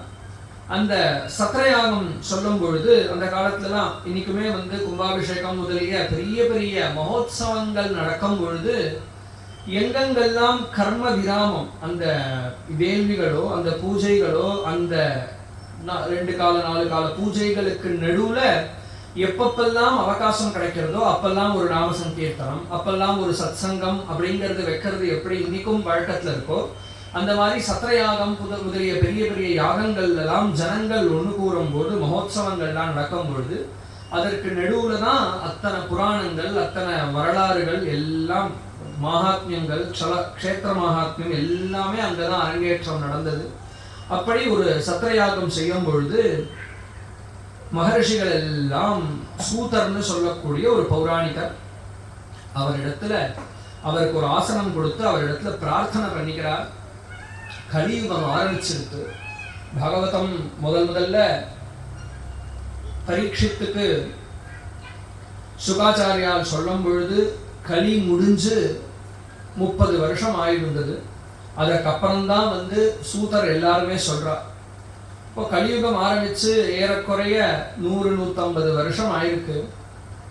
இந்த கலியுகத்துல ஜனங்கள்லாம் எப்படி இருக்கா அப்படின்னு சொன்னா, நேற்றுக்கே சொன்னோம், மந்தா சுமந்தமதையோ மந்தபாக்யா சுபத்ருதா, யாருமே ரொம்ப சோம்பேறிகளா இருக்கா. சோம்பேறிகளாவது எவ்வளோ வேகமா இருக்கா, எல்லா விஷயமும் எவ்வளோ வேகமா நடக்கிறது, எவ்வளோ முன்னேற்றம், எவ்வளோ வளர்ச்சி அப்படின்னாலும் அத்தனை வளர்ச்சியும் லோக விஷயமா இருக்கே தவிர தெய்வீகமான வளர்ச்சி இங்க இல்லை அப்படிங்கிறத நினைச்சு மகரிஷிகள் கவலைப்பட்டு அதனால என்ன பண்ணணும் அப்படின்னு கேட்டா, இங்க சாஸ்திரங்கள் ஏகப்பட்டது, புராணங்கள், வரலாறுகள், எத்தனையோ கிரந்தங்கள்லாம் இருக்கு. அது எல்லாத்துக்கும் படிக்கிறதுக்கே இங்க காலம் கிடையாது. யாருக்கும் படிக்கிறதுக்கு இங்க புத்தியும் போதுமான அளவு இல்லை அதை புரிஞ்சுக்கிறதுக்கு. அப்படியே புரிஞ்சுட்டு இருந்தாலும் மறந்து போயிடுறது அதெல்லாம். அப்ப என்ன பண்ணணும், கலியுகத்தில் இருக்கக்கூடிய ஜனங்களுக்குன்னா எல்லா புராணத்திற்கும் எல்லா வேதங்களுக்கும் சாரம் என்ன உண்டோ அதை இப்ப எடுத்து கொடுத்தாகணும். இல்லைன்னா 4 வார்த்தையில ஞாபகம் வச்சுக்கிற மாதிரி சொன்னாலே ஒழிய இனிமே இந்த ஜனங்களால முடியாது அப்படின்னு பிரார்த்தனை பண்ணிண்டா. அத்தா சாதோத்ரய சாரத்தை சொல்லுங்கள் அப்படின்னு பிரார்த்தனை பண்ணிட்டதும் சந்தோஷப்பட்டார் சூத பௌராணிகர். அவர் இந்த பாகவதத்தை முதல்ல உலகத்திற்கு எடுத்து சொன்னார் அப்படின்னு ஆரம்பிக்கிறார். அந்த சூத பௌராணிகர் பரீட்சித்தோட சேர்ந்து பாகவதம் கேட்டவர். சுகர் தான் இந்த பாகவதம் அப்படிங்கிறது வியாசர் எழுதியது. வியாசர் தன்னுடைய பையனான சுகருக்கு சொல்லி கொடுத்தார். சுகர் அதை பரீட்சித் மகாராஜாவுக்கு சொன்னார் முதல்ல வெளியில. பரீட்சித்தோட சேர்ந்து உட்காந்து இந்த சூதரும் கேட்டிருக்காராம் இந்த பாகவதத்தை. அதனால இந்த சூத பௌராணிகர் இப்போ எல்லாருக்கும் சொல்றார். இத சொல்லும் பொழுது முதல்ல தன்னுடைய குருவான சுகாச்சாரியாட தியானம் பண்ணிக்கிறார். முதல்ல யம் பிரவ்ரஜந்தம் அனுபேதம் அபேத கிருத்யம் த்வைபாயனோ விரஹ காதர ஆஜுஹாவ புத்ரேதி தன்மயதயா தரவோபிநேதுஸ்தம் சர்வபூத ஹிருதயம் முனிமானதோஸ்மி. அந்த சுகர் எப்பேற்பட்டவர் அப்படின்னு கேட்டா, இந்த பாகவதத்தை சொல்லக்கூடிய சுகர் எப்பேற்பட்டவர் அப்படின்னு கேட்டா, நம்மளை போற ஒரு சம்சாரி இல்ல, ஞானம் அடைந்தவர். எப்பேற்பட்டவர்னு கேட்டா, பிரகலாதனுக்கு எந்த ஒரு பாவம், உலகத்தை எங்க பார்த்தாலும் பகவான் இருப்பதாக ஒரு தோற்றம் அவன் எப்படி பார்த்தானோ அந்த மாதிரி ஒரு ஞானத்தை அடைந்தவர், பிரம்ம ஞானி இந்த சுகர். வியாசர் பின்னாடியே புத்ரா புத்ரான்னு கூப்பிடுறார். தான் ஒரு மனுஷன், தன்னை அப்பா கூப்பிடுறார், திரும்பி பார்க்கணும் அப்படிங்கிற நினைவு கூட இல்லாம அப்படியே நடந்து போறார். ஞானத்திலேயே லயிச்சு அப்படியே நடந்து போயிட்டு இருக்கார். சரீரம் இயங்கிறது, ஆனா மனசு இல்லவே இல்லை, சமாதி நிலையில இருக்கக்கூடிய அப்பேற்பட்ட ஞானி. ஆனா அவர் பர்ஹாபீடம் நடவரவபு கர்ணயோ கர்ணிகார், அந்த தசமஸ்கந்தத்துல ஒரு ஸ்லோகம் பகவானுடைய லீலைகளை சொல்லும் பொழுது கிருஷ்ணன் எப்படி இருக்கான்னு ஒரு ஸ்லோகம். அந்த ஸ்லோகத்தை காதுல கேட்டாராம். கேட்ட உடனே அவருடைய சமாதி களைஞ்சு அப்பாவை பார்த்து, அப்பா இப்படி ஒரு ஸ்லோகம் உண்டா, இப்படி ஒரு ரூபம் உண்டா அப்படிங்கிற ஒரு பாவத்துல கேட்டதற்கு அப்புறமா வியாசர் அவருக்கு சொல்லி கொடுத்தார். அப்போ இந்த பாகவதத்தை சொல்லக்கூடிய சுகர் பரமஞானி இருந்தாலும் பகவானுடைய லீலை ஞானிகளை கூட ஆகர்ஷிக்கிறது. அப்பேற்பட்ட ஒரு ஆகர்ஷணத்தினால ஈர்க்கப்பட்ட சுகாச்சாரியால் இந்த பாகவதத்தை சொன்னார். அவருக்கு என்னுடைய நமஸ்காரம்னு ஆரம்பிக்கிறார் முதல் ஸ்லோகத்திலேயே. சாரத்தை சொல்லுங்கள்னு கேட்டதற்கு தெளிவான பதில் எடுத்தோடனே கொடுக்கிறார். சாரம் அப்படின்றது இந்த உலகத்துல நம் வாழ்க்கையில நமக்கு எந்த விஷயங்கள் எல்லாம் செய்யும் பொழுது நமக்கு பகவானிடத்துல பக்தி வருமோ, பகவத் விஷயத்துல மனசு ஈடுபடுமோ, அதுதான் இந்த வாழ்க்கையினுடைய பயன் அப்படின்னு ஒரே வார்த்தையை சொல்லிட்டார். நாம் எல்லாம் தெரிஞ்சுக்க வேண்டியது எவ்வளவோ விஷயங்கள் இந்த சாஸ்திரங்கள்லாம் இருந்தாலும் சிம்பிளா சொல்லணும்னு சொன்னா, சவை பும்சாம் பரோ தர்மஹா யதோ பக்தி அதோக்ஷஜை. எந்த ஒரு காரியத்தை நாம திரும்பி திரும்பி திரும்பி திரும்பி பண்றதுனால நல்ல விஷயங்கள்ல மனசு ஈடுபட்டுண்டே பகவத் விஷயங்களை பத்தின எண்ணங்கள் பக்தி அதிகமா நமக்கு வளர்றதோ அதுதான் நாம் அடைய வேண்டிய பயன் அப்படின்னு சொன்னார். மேலும் சொல்றார், நாம செய்யக்கூடிய எல்லா தர்மங்களுக்கும் பலன் என்ன அப்படின்னு கேட்டா பகவானிடத்துல பக்தி ஏற்படுறது அப்படிங்கிறது தான். அதனால சொல்றார், தஸ்மாத் ஏகேன மனசா பகவான் சாத்வதாம் பதி. எல்லாரும் செய்ய வேண்டியது ஸ்ரோதவ்யா கீர்த்திதவ்யஸ்ச தியேயா பூஜ்யா.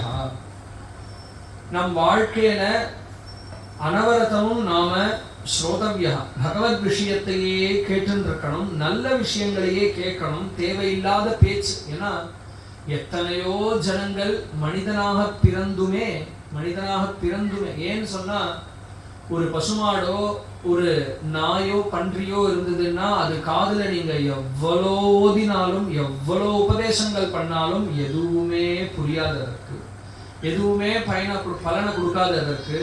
ஆனா நமக்கு தான், மனிதர்களுக்கு தான் நமக்கு இந்த பகுத்தறிவு, எது சரி எது தப்பு அப்படின்னு உணரக்கூடிய அறிவு இருக்கு.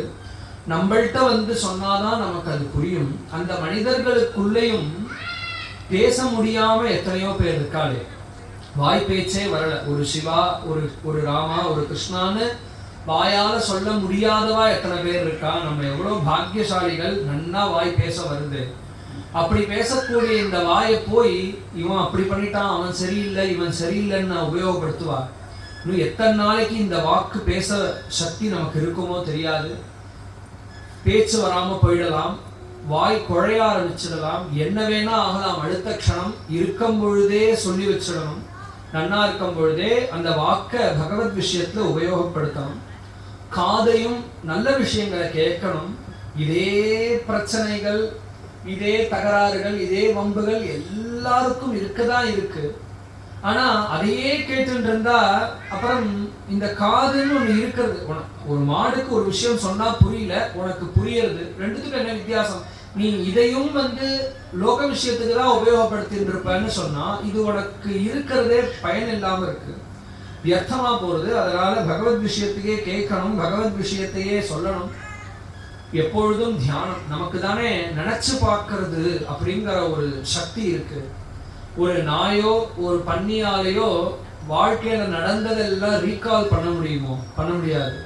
நம்மளால மட்டும்தான் நாம பண்ணினதெல்லாம் நினைச்சு பார்க்க முடியும். அப்ப அந்த ஸ்மிருதி, ஸ்மரணை அப்படிங்கிறது நமக்கு தான் இருக்கு. அப்படி இப்பேற்பட்ட ஒரு சக்தி நமக்கு கிடைச்சும் அதை வீணா சண்டை போடுறதுலையோ, இன்னொருத்தரை அழிக்கிறதுலையோ, இன்னொருத்தரை கெடுக்கிறதுலையோ உபயோகப்படுத்துவா. பகவானை தியானம் பண்ணணும். அதே மாதிரி கை கால் நன்னா இருக்கே, எத்தனையோ பேர் நடக்க முடியாம படுத்த படுக்கையா கிடக்கிறாரு. கை கால் நன்னா இருக்கு அப்படிங்கிறச்சே முடிஞ்ச வரைக்கும் தர்ம காரியங்களை பண்ணிட்டு பகவானை பூஜை பண்ணிட்டு இருக்கணும். இதுதான் மொத்தமா ஒரே ஸ்லோகத்துல ஸ்ரோதவ்ய கீர்த்திதவ்யஸ்ட தியேயா பூஜ்யா, நாளே வார்த்தையில சொல்லிட்டார். இதுதான் நாம செய்ய வேண்டியது இந்த வாழ்க்கையில. இதுதான் சாரம். எல்லா புராணங்கள் என்ன மகாத்மியம் வரலாறுகள் எடுத்தாலும் அந்த தெய்வத்தை வழிபடணும், அதையே தியானம் பண்ணணும், பக்தியாக இருக்கணும், அதை பத்தியே பேசணும், பகவத் விஷயத்தையே பேசணும், அதையே சொல்லணும். 4 வார்த்தை பேசுறதுக்கு நமக்கு கிடைச்சாலும், ஒரு க்ஷேத்திர மகாத்மியம், ஒரு கோவில்ல போய் 1 மணி நேரம் நின்றுட்டு இருக்கோம், சும்மா ஏதோ ஒரு விஷயத்த பேசாம அந்த கோவில் சார்ந்த விஷயத்த பேசினா அந்த கூட்டத்துல நிக்கிறவா எல்லாரும் பயனடைவா.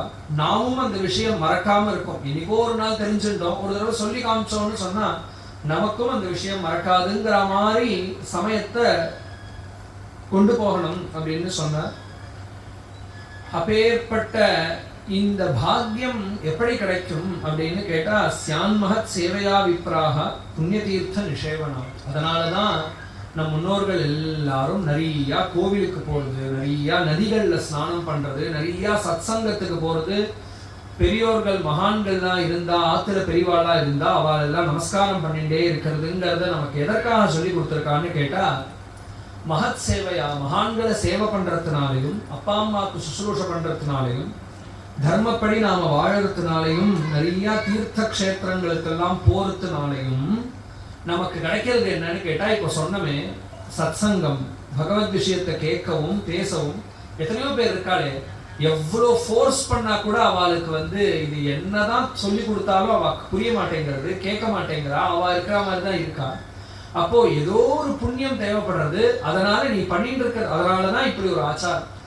நல்ல காரியத்தையே பண்ணிட்டு இருக்க என்ன ஆகும்னா, நமக்கு திடீர்னு ஒரு சத்சங்கம் கிடைக்கும், கேட்க ஆரம்பிப்போம். கேட்க கேட்க இதுதான் படிக்கட்டம்.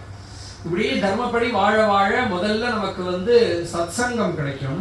அதுல வந்து ஸ்ருண்வதாம் ஸ்வகதாம் கிருஷ்ணஹா, பகவத் விஷயங்களை கேட்க கேட்க என்ன ஆகும்னா, எந்த தெய்வத்தை பத்தி கேட்கிறோமோ அந்த தெய்வத்தினுடைய எண்ணம், நாம எல்லோருமே ஒரு விஷயத்தை கேட்டதுமே அதை இமேஜின் பண்ணுவோம். அடுத்த க்ஷணம் இப்போ ஒரு திரிபுர சம்ஹாரத்தை கேட்டோம்னு சொன்னா முருகன் எப்படி வந்தார், எப்படி நடந்தது, சிவன் எப்படி வந்தார், தேவதைகள்லாம் அவங்க எப்படி வந்தா, இப்படிங்கிறதெல்லாம் நம்ம ஸ்மரிக்கிறோம் இல்லையா. இந்த மாதிரி ஒரு எண்ணங்கள் மனசுல வர வர உள்ளுக்குள்ள பகவான் வந்துட்டார் அப்படின்னு சொன்னாலே அதுக்குள்ள இருக்கக்கூடிய இருள்கள்லாம் கொஞ்சம் கொஞ்சமா விலகும்னு சொல்றார். எப்படி ஒரு தீபம் ஒரு அறைக்குள்ள இருட்டு அறைக்குள்ள வந்ததுன்னா தீபம் வர வர வர வர கொஞ்சம் கொஞ்சமா அப்படியே கிட்டக்க வர வர எப்படி அந்த இருள் அகலுமோ அந்த மாதிரி நம்ம மனசுல பகவத் எண்ணங்கள் அந்த ஒரு கற்பனைகள்லாம் வர வர வர வர கொஞ்சம் கொஞ்சமா காமம் குரோதம் எல்லாம் குறையுமா.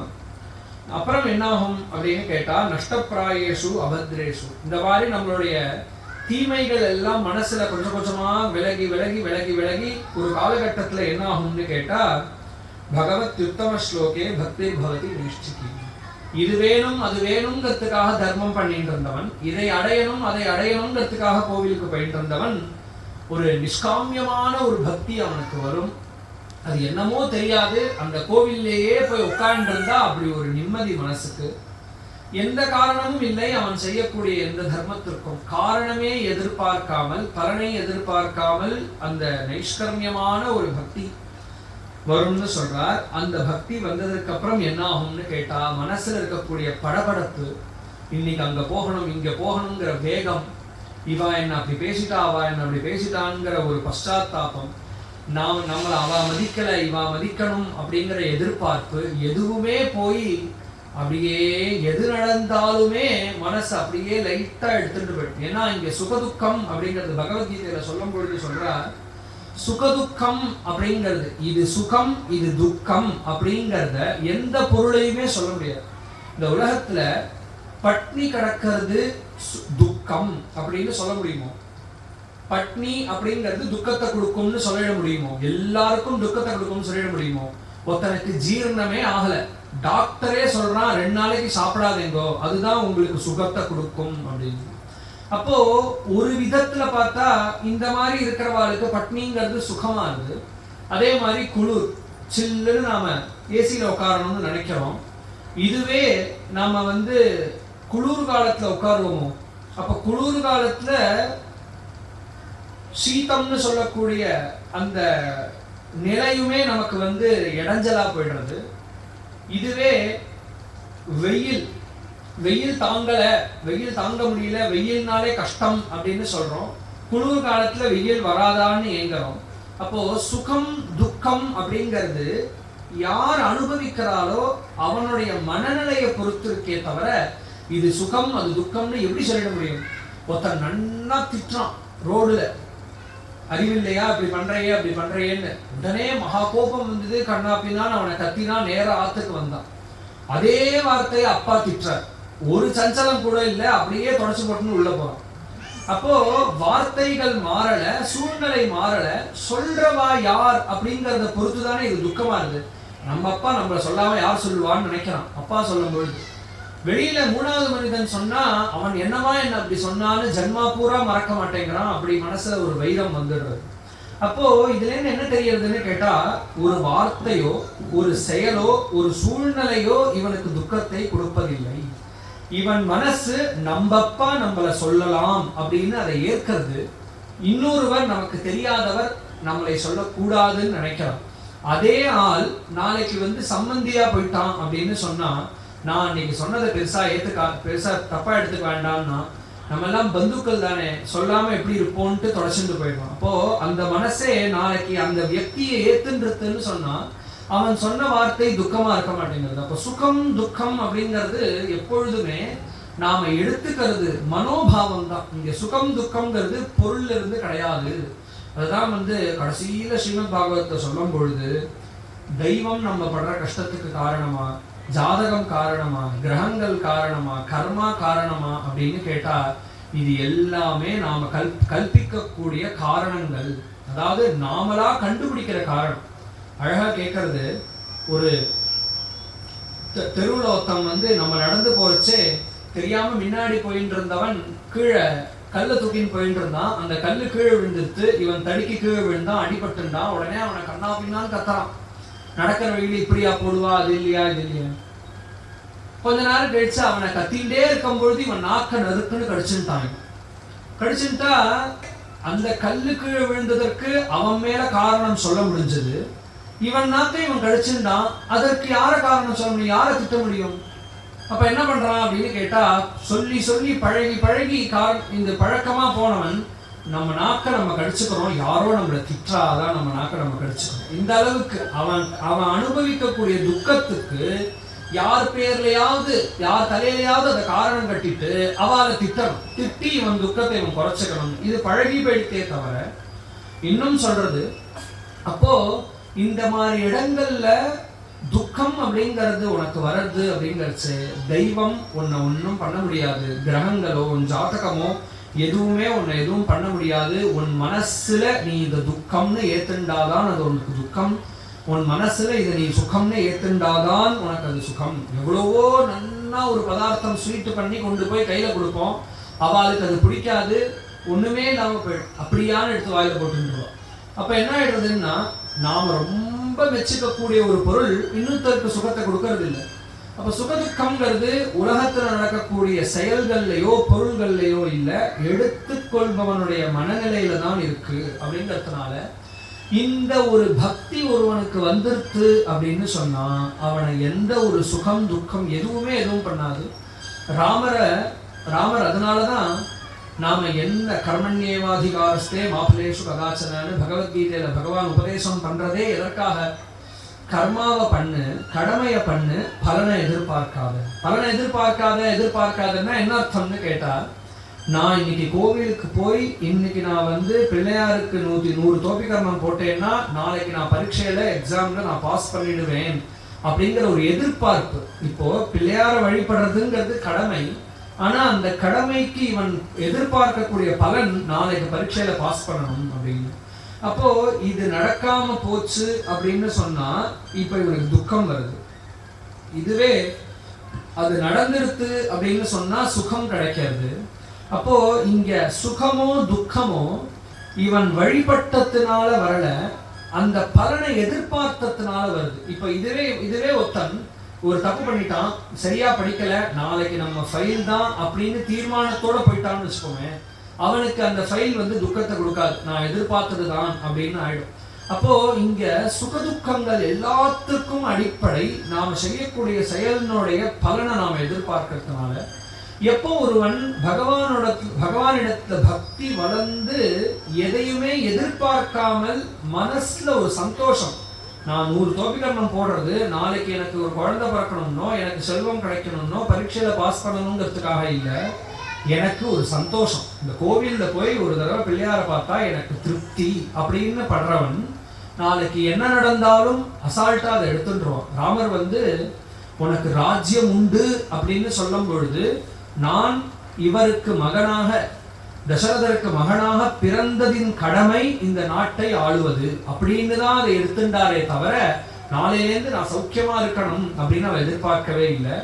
கடமையாக அதை எதிர்கொள்ளும் பொழுது நாளைக்கு அந்த கடமை இல்லை. எந்த அப்பா நீ இந்த நாட்டை ஆளணும்னு சொன்னாரோ அதே அப்பா இன்னைக்கு வேண்டாம்னு சொல்லிட்டார், அவர் சொன்னா செய்ய போறேன் இல்லைன்னா இல்லை அப்படிங்கிற ஒரு மனநிலை, அப்பேற்பட்ட ஒரு எதிர்பார்ப்பு இல்லாத பொழுதுதான் வரும். அது எப்ப ஏற்படும்னு கேட்டா, இந்த பக்தி வளர வளர வளர வளர இந்த மனசுல இருக்கக்கூடிய எதிர்பார்ப்புகள் எல்லாம் குறைஞ்சிடும். அததான் சொல்றார். இந்த மாதிரி வரும்பொழுது பக்தி வந்ததற்கு அப்புறம் என்ன ஆகுங்கிற படியில சொல்றார், ரஜோபாவம் தமோபாவம் காமம் லோபம் எல்லாம் மனசுல இருந்து விலகிடும். விடாம பகவானை தியானம் பண்ணிட்டு பக்தி பண்ணிட்டு அவ்வளோ சந்தோஷமா ஒருவன் மன நிறைவோட இருக்கும் பொழுது அவனை யார் என்ன பேசினாலும் அவனை என்ன சூழ்நிலையும் அவன் மனநிலையை குறைக்காது. என்ன திட்டினாலும் அவன் பாவம் பண்றான், அவ்வளவுதான். நம்மளை திட்டுறதுனால அவனுக்கு கஷ்டம் வருமே தவிர எனக்கு கஷ்டம் வராது, எனக்கு எதுவுமே ஆகாது. அவன் என்னை மதிக்கணும்னு நான் எதிர்பார்த்தாதானே அவன் என்னை திட்டினா எனக்கு கஷ்டம். அதனால எதிர்பார்ப்பு இல்லாதவனுக்கு துக்கம் இல்லாமல் போவது இயல்பு. அதனால பக்தி வந்துருக்குன்னா மனசுல துக்கமே இருக்காதுன்னு சொன்னார். அதற்கப்புறம் பிரசன்னமான மனசு வந்தவனுக்கு ஞானம் கைகூடும், ஞானமும் வைராக்கியமும் கைகூடும் அப்படின்னு படிப்படியா கொண்டு போற. முதல்ல தர்மங்களை செய்யணும், தர்மங்களை என்ன முடியுமோ அதை செஞ்சுட்டே வர வர வர வர கொஞ்சம் கொஞ்சமா சத்சங்கம் கிடைக்கும். பகவத் விஷயங்கள் கேட்பதற்கும் பார்ப்பதற்கும் பூஜை பண்றதற்கும் வாய்ப்பு கிடைக்கும். இதை நாம பண்ண பண்ண பண்ண பண்ண எதையுமே எதிர்பார்க்காத ஒரு பக்தி நமக்கு கைகூடும். அந்த பக்தி வந்ததற்கு அப்புறமாக அது பழக பழக எதிர்பார்ப்புங்கிறதே வாழ்க்கையில போயிடும். நான் இன்னைக்கு காலமே எழுந்து வந்ததும் என் மாட்டு பொண்ணு எனக்கு காஃபி போட்டு கொடுக்கணும் அப்படிங்கிறதுல இருந்து ஆரம்பிச்சா இந்த எதிர்பார்ப்பு. அவ தூங்கிட்டு இருந்தான்னா ஆரம்பிச்சிடும் காலத்துல இருந்து கோபம். அப்போ நாம இந்த மாதிரி டீட்டெயில்டா யோசிக்க ஆரம்பிச்சோம்னா நாம படக்கூடிய கஷ்டமோ நஷ்டமோ எல்லாத்திற்குமே அதற்கு முன்னாடி ஒரு எதிர்பார்ப்பு இருக்கும். பெரியவனானதும் என் பையன் என்னை ஒழுங்கா வச்சு பார்த்துக்கணும்னு நான் சின்ன வயசுல இருந்து எதிர்பார்த்திருக்கேன். இன்னைக்கு அவன் என்னை விட்டுட்டு போயிட்டா எனக்கு துக்கமா இருக்கு. அப்போ இந்த எதிர்பார்ப்புகள் குறைய குறைய மனசு எப்பொழுதும் சாந்தமா பிரசன்னமாகும். அப்படி இருக்கக்கூடிய மனசுல பகவான் குடிக்கொள்வார் அப்படின்னு ஞானம் கைகூடும் அப்படின்னு சொல்லி இந்த நிலையை ஏற்படுத்துறதுக்காகத்தான் எல்லா வேதங்கள், எல்லா தர்மங்கள், நாம செய்யக்கூடிய எல்லா சடங்குகள் எல்லாமே நமக்கு பாவத்தை குறைச்சு புண்ணியத்தை ஏற்படுத்தி அந்த புண்ணியம் அதிகமாக அதிகமாக நமக்கு சத்சங்கம் கிடைச்சு சத்சங்கத்தினால மனசு சுத்தப்படுத்தி அந்த சுத்தமான மனசுல பகவானுடைய சாட்சாத்காரம், அப்படி முக்தி அப்படிங்கிறத அடையறதுக்காகத்தான் இந்த வாழ்வியல். அதை சொல்றதுக்காகத்தான் அத்தனை புராணங்கள் அப்படின்னு சொல்லி 4 ஸ்லோகங்கள்ல சாரமாக இதை சொல்லிட்டார். புடிச்சுக்க வேண்டிய விஷயம் அதுதான். பகவத் விஷயங்களை தான் கேட்கணும், அதை தான் பேசணும். சும்மா சமைச்சுட்டு இருந்தா கூட வாயில ஏதாவது ஒரு ஸ்தோத்திரம் சொல்லிண்டே ஏதாவது ஒரு ஸ்துதி பாடிண்டே சமைக்கணும். வேற யாருக்கையா நம்ம குழந்தைகள்கிட்ட நம்ம குழந்தைகளுக்கு சாப்பாடு ஊட்டுற ஒரு டைம் கிடைச்சா கூட அந்த குழந்தைகளுக்கு ஒரு பிரஹ்லாத சரித்திரம், ஒரு ராமாவதாரம், ஒரு கிருஷ்ணாவதாரம், ஒரு மகாபாரதம், இந்த மாதிரி கதைகளை சொல்லி கொடுத்து வளர்க்கணும். நாம பேசினாலும் இதே மாதிரி நாம பண்ணிட்டு வந்தோம். நாம செய்யக்கூடிய செயல்கள் எல்லாம் பூஜைகளாக இப்படியே நாம பண்ணிட்டு வந்தோம்னு சொன்னா நமக்கு மனசு பக்குவமடையும், மனசு சுத்தமாகும். அதற்காகத்தான் இத்தனை சாஸ்திரங்கள் அப்படிங்கிறத சங்கிரகமாக 4 ஸ்லோகத்துல சொன்னார். இந்த பாகவதத்தை வியாசர் எப்படி எழுதினார், இந்த பாகவதத்தை எழுத வேண்டிய தேவை வியாசருக்கு எதற்காக வந்தது அப்படிங்கிற கேள்வி மகரிஷிகள் தான் கேட்கிறார். அதற்கு பதிலாக சொல்றார், வேதவியாசர் வேதங்கள் எல்லாத்தையும் விபாகம் பண்ணி 4 வேதங்களையும் அதற்கப்புறம் எல்லா ஸ்தல புராணங்கள், எல்லா க்ஷேத்திர மகாத்மியங்கள், எல்லா புராணங்கள் எல்லாத்தையும் எழுதினார். மகாபாரதம் எழுதினார். மகாபாரதம் தான் இன்னி வரைக்கும் நமக்கு கிடைக்கக்கூடிய கிரந்தங்கள்லேயே நூல்கள்லேயே ரொம்ப ரொம்ப ரொம்ப பெருசு. 1,00,000 பாடல்கள் இருக்கு அதுல மகாபாரதத்துல. அப்பேற்பட்ட மகாபாரதம், மகாபாரதத்துல இல்லாத தர்மம் உலகத்துல கிடையாது. எந்த தர்மமா வேணா இருக்கட்டும், மகாபாரதத்துல இல்லாததுங்கிறது வெளியில கிடையவே கிடையாது. மகாபாரதத்துல இல்லாத தர்மத்தை இன்னொரு வரலாறுல இருந்து எடுத்து காமிச்சேன் அப்படின்னு பார்க்கவே முடியாது. அப்பேற்பட்ட மகாபாரதத்தை எழுதினார். எழுதினதுக்கு அப்புறமும் ஒரு மனசுல குறை இருந்துட்டே இருக்கு. அந்த குறையோட உட்கார்ந்து இருக்கார் சரஸ்வதி நதி தீரத்துல. நாரதர் வியாசரை பார்க்க வந்தார். வந்து பார்த்ததும், என்ன சுவாமி, நீங்க எழுதின புராணங்களையும் சரித்திரங்களையும் படிச்சுட்டே ஜனங்கள் இருக்கக்கூடிய மனசுல இருக்கக்கூடிய கவலைகள் எல்லாம் போக்கிக் கொள்வா. அப்படி இருக்கக்கூடிய உங்களுக்கே என்ன கவலை அப்படின்னு கேட்கிறார். வியாசர் சொல்றார், புரியல சுவாமி, நானும் அதுதான் நினைக்கிறேன். என்னமோ மனசுல குறை இருந்துட்டே இருக்கு. இவ்வளோ எழுதியிருக்கேன்,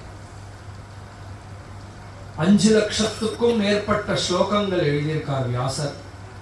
இவ்வளோ எழுதியும் என்னமோ குறை இருந்துட்டே இருக்கு மனசுல. இந்த உலகத்துக்கு நாம எதுவுமே சரியா செய்யலையோ, நாம இந்த உலகத்துக்கு பயனாக எதுவும் செய்யலையோ அப்படின்னு நினைக்கிறேன் அப்படின்னு சொல்றார். எனக்கு என்னுடைய காரணம் புரியல, மனசுல இருக்கக்கூடிய துக்கத்துக்கு காரணம் புரியல, நீங்க தான் சொல்லணும் அப்படின்னு நாரதர்கிட்டயே திரும்பி கேட்டார் வியாசர். உடனே நாரதர் சொன்னார், நீங்க கவலைப்படுறதுக்கு காரணம் இருக்கு. என்ன காரணம் அப்படின்னு சொன்னா, வியாசர் நிறைய வேதாந்தங்கள்லாம் உபனிஷத்துகள் எல்லாம் சொல்லியிருக்காங்க. ஞானத்தை பத்தி நிறைய பேசியிருக்காரு பிரம்மசூத்திரத்துல எல்லாம். ஆனா அதெல்லாம் அப்பேற்பட்ட அதிகாரியால தான் முடியும். துறவரம் மேற்கொள்றவாளால தான் பிரம்மசூத்திரங்கள் எல்லாத்தையும் இருக்கிறபடி புரிஞ்சுக்க முடியும். ஞானத்தை பத்தின விஷயங்கள் எல்லாத்தையும், மேலும் நிறைய தர்மங்கள் எல்லாத்தையும் நான் சொல்லியிருக்கேனே மகாபாரதங்கள்ல அப்படின்னு சொன்னா, அந்த தர்மத்தை செய்ய முடியணுமே சுவாமி. தர்மம் தர்மம்னு சொல்லிட்டு அன்னதானம் அன்னதானம் அன்னதானம்னு ஜபம் பண்ணிட்டு இருந்தா வந்துருமா? என்ன பலன்? அன்னதானம் பண்ணணும்னா சாதாரண விஷயமா? அதற்கான மெனக்கெடல், அவ்வளோ பேரை சேர்க்கிறது, அத்தனை பேருக்கும் குறையில்லாமல் அன்னம் கொடுக்கறது, இவ்வளோ இருக்கே. அப்போ தர்மம் சொல்லிட்டேன்னா தர்மம் செய்யறபடி ஜனங்கள் இருக்கிற ஜனங்களுக்கு தானே சொல்லணும். கலியுகத்தில் இருக்கக்கூடிய ஜனங்கள்லாம் எப்படி இருக்கான்னு கேட்டா, நீந்த தெரியும், நீந்த முடியும், எந்த வழியா வர்றது அப்படின்னு தெரியாத வாழ்க்கை வேணா கரையில நின்று இப்படி வா அப்படி வான்னு இன்ஸ்ட்ரக்ஷன் கொடுத்தோம்னா வந்துருவான். கலியில் இருக்கக்கூடிய ஜனங்கள்லாம் வளவளத்து போயிடுது, கை கால்லாம். இனி நீந்த தெரிந்தாலும் நீந்த முடியாது, கை காலில் தெம்பு இல்லை. தர்மங்கள்லாம் தெரிஞ்சாலும், என் தாத்தா பண்ணியிருக்கா, கொள்ளு தாத்தா பண்ணியிருக்கா, பாட்டி பண்ணியிருக்கான்னு தெரிஞ்சாலும் அதை பேசிட்டு இருக்க முடியறதே தவிர அதை செய்ய முடியலையே நம்மளால. அப்போ போக போக ஜனங்களுக்கு சக்தி இல்லாம போயிடுறது. சமுத்திரத்துல, சம்சாரம்னு சொல்லக்கூடிய சமுத்திரத்துல தத்தளிச்சுன்னு இருக்கா. அப்போ அவளெல்லாம் தூக்கி கரையில போடணுமே தவிர, நீ இப்படி பண்ணு அப்படி பண்ணுன்னு கரையில நின்று கத்தின்னு இருந்தா, இப்படியே 4 தடவை கையை முன்னாடி அடி பின்னாடி அடின்னு சொல்லிட்டு இருந்தா போராது. அதனால சொல்றார், மகாபாரதங்கள்லாம் இந்த தர்மம் அந்த தர்மம்னு விஸ்தாரமா சொல்லியிருக்கே தவிர தர்மம் செய்ய முடிகிறவளுக்கு தானே சுவாமி அதெல்லாம். அப்போ உங்களுக்கு ஏன் குறை இருக்கு அப்படின்னு கேட்டா, ஜனங்களை இதை செய் அதை செய்யு சொல்லக்கூடாது, ஜனங்களை தூக்கி வெளியில போட்டுடணும். கரையில சமுத்திரத்துல கடக்கக்கூடிய ஜனங்களை நீந்தி போய் தூக்கி வெளியில போடணும்.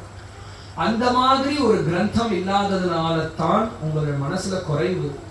அதனாலதான் சொல்ற, யதா தர்மாதயஸ்ச அர்த்தாக முனிவரியானு கீர்த்திதாக ந ததா வாசுதேவஸ்ய மகிமா ஹ்யனுவர்ணிதா.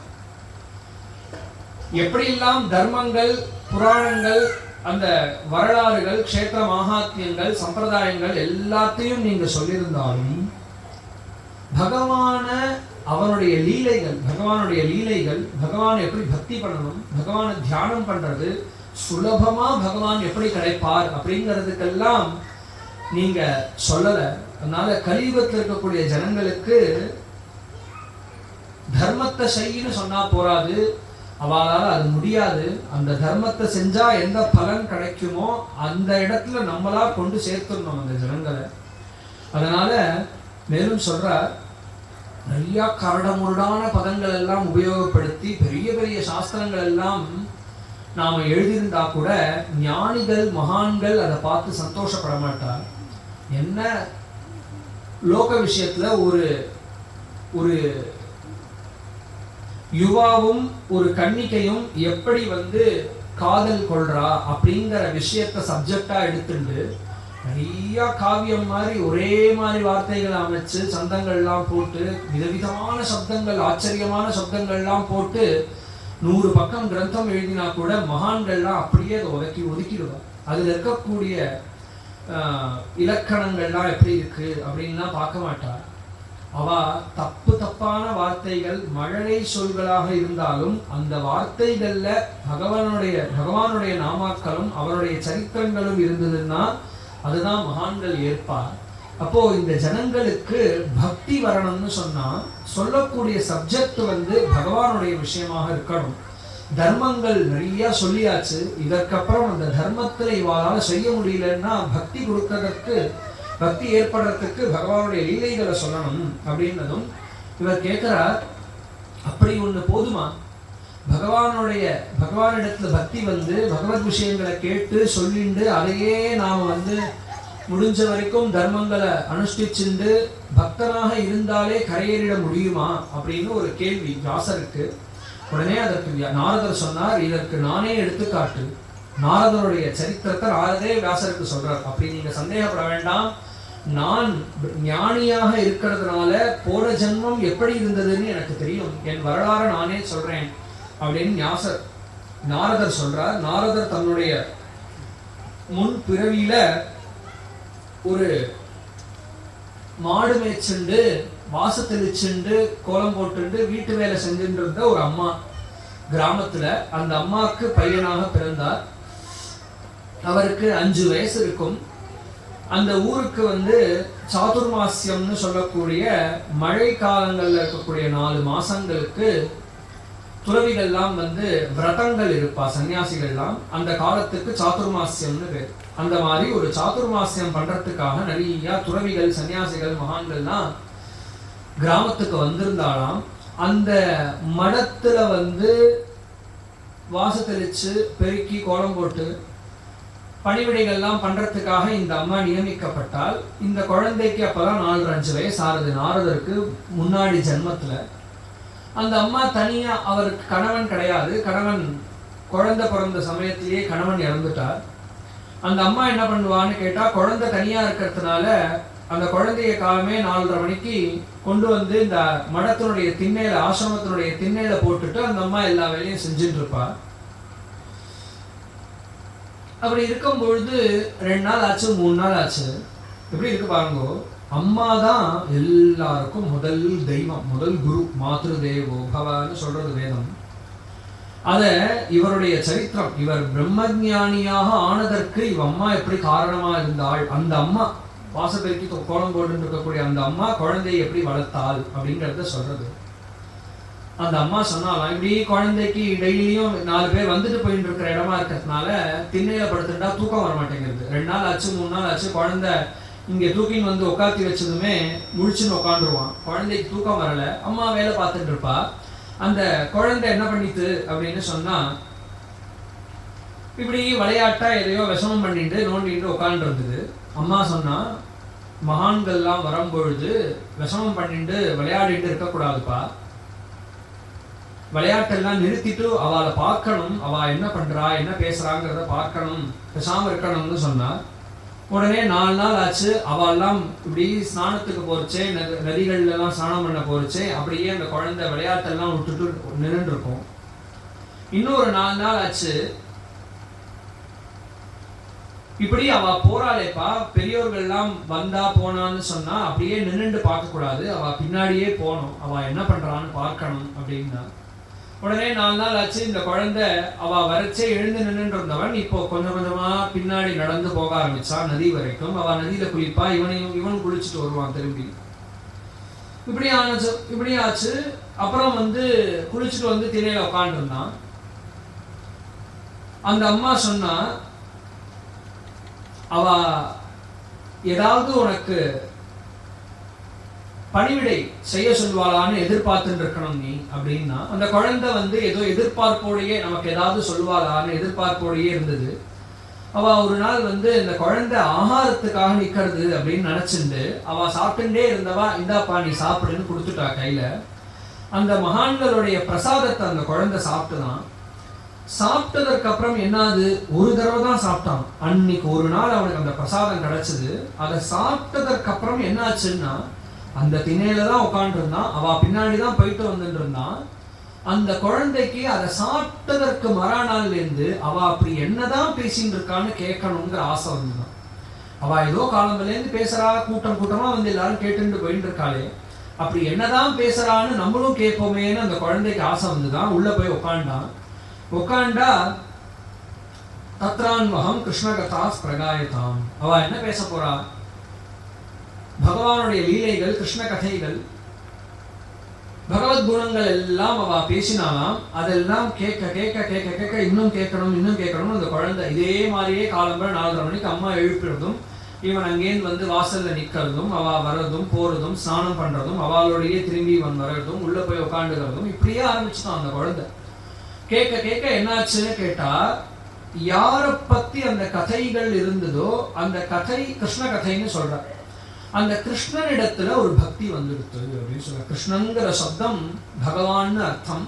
பகவானுடைய லீலைகள், குணங்கள் அதெல்லாம் கேட்க கேட்க என்னாச்சுன்னு சொன்னா, ஸ்ரத்த வந்துடுத்து, பக்தி வந்துடுத்து அந்த குழந்தைக்கு. பக்தி வந்ததும் என்னாச்சு அப்படின்னு சொன்னா, அந்த மகான்களுக்கெல்லாம் இவ்வளவு சின்ன பையனா இருந்து இவ்வளவு சத்து நல்ல குழந்தையா இருக்கானே அப்படின்னதும் அவளுக்கெல்லாம் இவனிடத்துல கிருபை வந்துடுத்து. இந்த குழந்தையின் இடத்துல சந்தோஷப்பட்டுட்டு போறச்சே 4 மாசம் முடிஞ்சு போச்சு. இந்த மாதிரி அந்த குழந்தை 4 மாசம் இருந்தது. 4 மாசம் முடிஞ்சுட்டு அந்த குழந்தையெல்லாம் அந்த அவன் மகான்கள் கிளம்புறச்சே இவனால அந்த விரகத்தை தாங்கவே முடியல. நினைச்சு பார்க்கணும், 5 வயசு குழந்தைக்கு கிடைச்ச 4 மாசம் சத்சங்கம், 4 மாசம் விடாம டெய்லி இந்த மாதிரி வாழ்ந்ததற்கு அப்புறமா அந்த குழந்தைக்கு அந்த கதையும் அந்த சத்சங்கமும் இல்லாமல் இருக்க முடியல. அம்மா வேணும்னு அழ வேண்டிய வயசுல அம்மாவை விட்டுட்டு அவளோட போகணும்னு அழலாம் அந்த குழந்தை. அவெல்லாம் சொன்னா, அம்மாவுன்னு நாம எப்போ ஒரு அம்மாவுக்கு பிறந்துட்டோமோ நம்ம உயிர் இருக்கிற வரைக்கும் அந்த அம்மாவை நாம காப்பாற்றணும், அம்மாவோட தான் இருக்கணும். அம்மா காலத்துக்கு அப்புறம் வேணா நம்ம அம்மாவை விட்டுட்டு போறதுங்கிறதெல்லாம் இருக்கலாம்னு அவனுக்கு தர்மத்தையும் சொல்லி மேலும் ஞானத்தையும் உபதேசம் பண்ணான். அந்த குழந்தைக்கு உபதேசம் பண்ணிட்டு போனா இந்த குழந்தைக்கு அவா ஞாபகமாவே இருக்கு. எப்படி வந்தா, எப்படி இருந்தா, என்னென்ன விஷயங்கள் எல்லாம் சொன்னா, எப்படி வாழறாவா அப்படிங்கிறதெல்லாம் நினைச்சு பார்த்துட்டே இருந்தான் அந்த குழந்தை. திடீர்னு ஒரு நாள் அந்த அம்மா காலமே 4:30 மணிக்கு பால் கறக்க போகும்போது ஒரு பாம்பு தீண்டி அந்த அம்மா காலம் ஆயிடுச்சு. அம்மா போயிட்டா அப்படின்னதும் ஊர் மக்கள் எல்லாம் சேர்ந்து காரியங்கள்லாம் பண்ணி முடிச்சா. உடனே அந்த குழந்தைக்கு நமக்கு இருந்த ஒரே பந்து அம்மா, அம்மாவும் இப்ப இல்லைன்னதற்கு அப்புறம் நம்ம அந்த மகான்களை தேடிண்டு போயிடலாம்னு கிளம்பிட்டான் அந்த குழந்தை. அவ எங்க போனா ஒண்ணுமே தெரியாது, எந்த ஊர்ல இருக்கா ஒன்னும் தெரியாது. அவ போன வழியில போக போக போயிட்டே இருப்போம், இருக்கிறவாளை விசாரிச்சுட்டு போவோம்னு கிளம்பிட்டான் அந்த குழந்தை 5 வயசுல. அப்படியே நடந்து நடந்து நடந்து நடந்து வந்தான். பெரிய காட்டுக்குள்ள, தனக்கு தெரியாமையே பெரிய காட்டுக்குள்ள நுழைஞ்சிட்டான். எங்க பார்த்தாலும் ஒரே ஓநாயினுடைய ஓச்சலும் சிங்கத்தினுடைய கர்ஜனையும் இப்படியே கேட்கறது. அந்த குழந்தை அப்பையும் பயப்படலை, ஏன்னா அப்பேற்பட்ட பக்தியை கொடுத்துட்டாவா. எதற்கும் பயப்படாமல் பகவான் நம்மளை காப்பாற்றுவார்ங்கிற உறுதி அவனுக்கு வந்துருச்சு. பிரகலாதன் எப்படி அவனுக்கு எப்பேற்பட்ட பயத்தை ஹிரண்யகசிபு காமிச்சாலும் பயப்படவே இல்லையோ, பக்தி இருந்ததுனால அந்த மாதிரி ஆயிட்டான். இருந்தாலும் ராத்திரி பொழுதா இருக்கு, நடக்க தெரியல, இருட்டா இருக்கு. இன்னைக்கு ராத்திரி பூரா இந்த குளத்தங்கரையிலேயே உட்காரலாம்னு சொல்லி காட்டுல ஒரு குளத்துல ஸ்நானம் பண்ணிட்டு அந்த மரத்தடியிலேயே உட்காந்து அவ எப்படி நமக்கு தியானம் பண்ண சொல்லி கொடுத்தாலோ அந்த மாதிரி பகவான ராத்திரி பூரா தூக்கம் வரல அந்த குழந்தைக்கு. தியானம் பண்ணலான்னு 5 வயசு பையன் மரத்தடியில உட்காந்து எப்படி எல்லாம் கிருஷ்ணனை கேட்டிருக்கானோ அந்த மாதிரி தியானம் பண்ண ஆரம்பிச்சுட்டான். தியானம் பண்ண கண்ணுல அப்படியே புலகாங்கிதம் வருதான். கண்ணுல எல்லாம் கண்ணீர்ல அப்படியே ஆனந்த பாஷ்பம் வர, உடம்புல எல்லாம் ரோமாஞ்சங்கள்னு சொல்லக்கூடிய உடம்புல இருக்கிற மேனி சிலுத்து குழந்தை அப்படியே கண்ணை மூடிண்டு கண்ணீர் விட்டுண்டு மனசுல பகவானை தியானம் பண்ணிட்டே இருக்கான். சரணத்திலேருந்து பாதாதி கேசாந்தம் தியானம் பண்றான். அப்படியே தியானம் பண்ண லயிச்சு போயிட்டான் அந்த குழந்தை. அந்த ஒரு நிலையில திடீர்னு மறைஞ்சு போயிட்டான் அந்த ரூபம். குழந்தைக்கு தியானம் நடந்துட்டே இருந்தது. அந்த ராத்திரி திடீர்னு அந்த ரூபம் மறைஞ்சு போயிடுத்து. உடனே நிஷ்ட கலைஞ்சது, கண்ணை திறந்தான். திருப்பி தியானம் பண்றோங்கிற நினைக்கிறான். அந்த ரூபம் நினைவே வரமாட்டேங்குது. உடனே ஓடு அழுதான். அழுததும் ஒரு அசரீர வாக்கு கேட்டது அந்த ராத்திரியில காட்டுல. அப்பா, மனசுல பக்குவம் அடையாதவர்களுக்கெல்லாம் என்னுடைய சாட்சாத்காரம் கிடைக்காது. அதான் அப்புறம் தான் சொல்றார், அந்த குழந்தை தியானம் பண்ணலையாம், அந்த குழந்தைக்கு பகவானுடைய சாட்சாத்காரம் வந்துதான் மனசுல. அவன் நினைச்சு பார்க்கல, அந்த திடீர்னு ஒரு தோற்றம் மனசுல, அதை அவன் அப்படியே பார்த்துட்டு இருந்தான் அப்படிங்கறத சொல்றார். அதனால இந்த சாட்சாத்காரம்ங்கிறது பக்குவம் அடையாதவர்களுக்கு கிடைக்காது அப்படின்னு ஒரு அசரீரி கேட்டது. உடனே அந்த குழந்தைக்கு ஒண்ணுமே புரியல. பக்குவம் அடையலைன்னு சொன்னா சாட்சாத்காரம் கிடைக்கிறதுக்கு முன்னாடி தானே சொல்லியிருக்கணும் அந்த வார்த்தைய, உனக்கு கிடையாதுன்னு. சாட்சாத்காரம் ஆனதற்கு அப்புறமா அதை மறைச்சிட்டு உனக்கு பக்குவம் இல்லை அப்படின்னு சொன்னா புரியலையே அப்படின்னு அந்த குழந்தை. உடனே அந்த அசரீரி சொல்லித்தான், இது உன்னோடைய சாமர்த்தியம் இல்லப்பா, உனக்கு ஆன சாட்சாத்காரம். உண்மையா உனக்கு பக்குவம் போராது, நீ இன்னும் பக்குவப்படணும். ஆனா இந்த சாட்சாத்காரம் பின்ன ஏன் கிடைச்சதுன்னு கேட்டா, அந்த சாதுர்மாசியத்துக்கு வந்த மகான்கள் இருக்காளே, அவளுக்கு இவன் சேவை பண்ணி அவளுக்கு இவனுடைய நினைவு இருக்கு இல்லையா, அவ அடுத்த இடத்துல போய் இருக்கும் பொழுது திடீர்னு ஒரு நாள் இந்த குழந்தையோட ஞாபகம் வந்துதான். அன்னைக்கு 4 மாசம் நம்மளோட அந்த சின்ன குழந்தை எவ்வளவு சமத்தா இருந்தது, அந்த குழந்தை இன்னைக்கு எப்படி இருக்கோ அப்படின்னு நினைச்சாதான் இவனுக்கு சாட்சாத்காரம் ஆகிதான். அதுதான் சொல்ற, அந்த மகான்களுக்கு ஒரு நினைவு வந்ததுனால ஏற்பட்டது இது, உனக்கு அதனுடைய பக்குவம் இல்லை அப்படிங்கிறத சொன்னதும் உடனே புரிஞ்சுட்டான். அப்ப அந்த மகான்களோட சேர்ந்து அவர்கள் சொல்லிட்டு இருந்ததை கேட்டு இருந்ததுனால இவ்வளோ கம்மி காலத்திலேயே நமக்கு சாட்சாத்காரம் கிடைக்கும்னா நம்ம போக வேண்டிய வழி என்னன்னு நான் புரிஞ்சுட்டேன்னு நினைச்சான். அன்னியிலிருந்து ஆரம்பிச்சு எப்ப மரணம் வரும், இந்த ஜென்மம் உனக்கு போராதுன்னு சொல்லிடுத்து அந்த அசரீர வாக்கு. அதனால எப்போ அடுத்த பிறவி கிடைக்கும்னு எதிர்பார்த்துண்டு எப்பொழுதுமே அதே விஷயங்களையே பாடிண்டு கேட்டுண்டு இதையே பண்ணிட்டு அந்த குழந்தை உட்காந்துருக்கானா. எல்லாருக்கும் ஏற்படுற மாதிரி காலகதி ஏற்பட்டு அடுத்த ஜென்மால பிரம்மபுத்திரனாக, பிரம்மாவுக்கே பையனாக நாரதராக பிறந்தேன் அப்படின்னு அந்த நாரதர் இப்ப சொல்றார். இப்படி சொன்னதும் வியாசர் கேட்டார், ஆச்சரியமா இருக்கே, எங்க இருந்தவர் வேற எந்த தர்மங்கள் எதுவும் இல்லாம சத்சங்கம், அந்த சத்சங்கத்துல ஏற்பட்ட பக்தி, அதனால கை கூடிய தியானம், அது உங்களை எங்க கொண்டு போயிடுத்து, உச்சிக்கு கொண்டு போயிடுத்தே உங்களை. பக்த சிகாமணின்னு சொல்றோம், நாரதர் தான் இருக்கக்கூடிய பக்தர்கள்லயே சிறந்தவர்னு சொல்றோமே. அப்பேற்பட்டவர். அது மட்டும் இல்ல, பின்னாடி பிரகலாதனோ உத்தவனோ துருவனோ எப்பேற்பட்ட பக்தால் எடுத்துட்டாலும் அத்தனை பேருக்கும் குரு நாரதர் தான். அப்பேற்பட்டவராக ஆயிட்டார் நாரதர். இந்த சத்சங்கம் அவர் அங்க கொண்டு விட்டுடுத்து. ஆச்சரியப்பட்டார். வியாசர் கேட்டார், அதெல்லாம் சரி சுவாமி, இந்த ஜென்மால உங்களுக்கு பக்குவம் இல்லைன்னாரு போன ஜென்மால, இப்ப இந்த ஜென்மால உங்களுக்கு சாட்சாத்காரம் கிடைக்கிறதா அப்படின்னா அதுக்கு சொல்றார், தேவதத்தா இமாம் வீணா, நான் பிறந்ததும் எங்க அப்பா என் கையில அவாவாளுக்கு ஒவ்வொரு கடமையை கொடுத்தா, என் கையில வீணையை கொடுத்து லோகம் பூரா நாம சங்கீர்த்தனம் பண்ணிட்டு தர்ம பிரச்சாரம் பண்ணு, பக்தியை பிரச்சாரம் பண்ணுன்னு என் கையில கொடுத்துட்டா. இந்த வீணையை நான் எப்பெல்லாம் மீட்டின்றே ராமா கிருஷ்ணா முகுந்தான்னு சொல்றேனோ, அப்பா ஆத்துல உட்காந்து குழந்தைய ராமான்னு கூப்பிட்டா அந்த குழந்தை எப்படி ஓடி கட்டிக்குமோ அந்த மாதிரி நான் ஒவ்வொரு தடவை நாமம் சொல்றச்சேவோ அந்தந்த ரூபத்துல என்ன பகவான் ஆலிங்கனம் பண்ணிக்கிறார். ராமான்னா ராமனா வரார், கிருஷ்ணான்னா கிருஷ்ணனா வரார், நரசிம்மான்னா நரசிம்மனா வரார். எந்தெந்த நாமாவை நான் சொல்றேனோ அந்தந்த ரூபத்துல என்ன ஆலிங்கனம் பண்ணிக்கிறார்ப்பா அப்படின்னு சொல்லிட்டு, அதனால பக்திய பிரச்சாரம் பண்ற மாதிரி ஒரு கிரந்தத்தை எழுதணும். தர்மங்கள் நன்னா சொல்லியாச்சு, இனி பக்தி தான் சொல்ல வேண்டியது, பக்தியை சொல்ற மாதிரி கிரந்தம் எழுதணும் அப்படின்னா ஆச்சரியப்பட்டார். இத நாரதர் கிளம்பி போயிட்டார். வியாசர் எப்பேற்பட்ட தன்யம், எப்பேற்பட்ட பாக்கியசாலி நாரதர், சத்சங்கம் அவரை எங்க கொண்டு விட்டுடுத்து அப்படின்னு ஆச்சரியப்பட்டார். அதற்கப்புறம் தான் இந்த பாகவதத்தை எழுதினார் அப்படின்னு சொல்றார். பாகவதத்தை எழுதினும் தன்னுடைய பையனான சுகருக்கு சொல்லி கொடுத்தார். அந்த சுகர் மூலியமாக இது பிரச்சாரமாச்சு அப்படின்னு சொன்னார். இப்படியாக பாகவதத்தினுடைய விஷயம் என்ன, நம் வாழ்க்கையினுடைய லட்சியம் என்னவாக இருக்கணும், இந்த பாகவதம் பிறந்தது எப்படி அப்படிங்கறதெல்லாம் முதல்ல 6 அத்தியாயங்கள்ல சொல்லிட்டு அதற்கப்புறமா பாகவதத்துல என்ன சொல்ல வர்றது அப்படிங்கறத ஆரம்பிக்கிறார். இப்போ இந்த பாகவதம் அப்படிங்கிறது பரீட்சித்தினுடைய சரித்திரத்திலேருந்து ஆரம்பிக்கிறது. பரீட்சித்து தான் இந்த பாகவதத்தை கேட்டான், அதனால பரீட்சித்தினுடைய சரித்திரத்திலிருந்து பாகவதம் ஆரம்பிக்கிறது. எடுத்தோடனே பாகவதம் எங்க தொடங்குறதுன்னு கேட்டா, மகாபாரத யுத்தம் முடிஞ்சு, மகாபாரத யுத்தத்துல பீமனுக்கும் துரியோதனனுக்கும் சண்டை. அதுல துரியோதனனை தொடைய முறிச்சுட்டான் பீமன். போர்க்களத்துல துரியோதனன் கடக்கான் அப்படிங்கறதுல இருந்து ஆரம்பிக்கிறது. இந்த மாதிரி போர்க்களத்துல துரியோதனன் கடக்கான் அப்படின்னதும் எல்லாரும் துரியோதனனுடைய மித்திரர்கள், நண்பர்கள் யார் யார் உண்டோ எல்லாரும் அவாவா பங்குக்கு கர்ணன் உள்பட எல்லாரும் போராடிட்டார். இந்த துரியோதனனுடைய நண்பன்னு சொல்லிட்டு எந்த யுத்தத்திலையும் எதுவுமே செய்யாமல் இருப்பது அஸ்வத்தாமன் தான். கடந்துட்டாலும் தனியா அவன் ஒண்ணு செஞ்சான் அப்படின்னு ஒண்ணு இல்லை. அஸ்வத்தாமன் நினைச்சான் நம் நண்பனுக்கு நாம ஏதாவது செய்யணும் அப்படின்னு நினைச்சான். போர்க்களத்துல கடக்கக்கூடிய துரியோதன இடத்துல அஸ்வத்தாமன் நேர சொன்னா, துரியோதனா, எந்த பீமன் எந்த அர்ஜுனன் உன்னை இப்படி ஒழிச்சாலோ அந்த பீமார்ஜுனர்களை ஒன்றும் பண்ண முடியாது. ஆனா அவர்களுக்கு சந்ததி இருக்கு இல்லையா, குழந்தைகள், அவ எல்லாரையும் கொன்று கௌரவர்களுக்கு குலநாசம் ஏற்பட்ட மாதிரி பாண்டவர்களுடைய குலத்தை ஒழிப்பேன் அப்படின்னு நான் துரியோதனன் இடத்துல.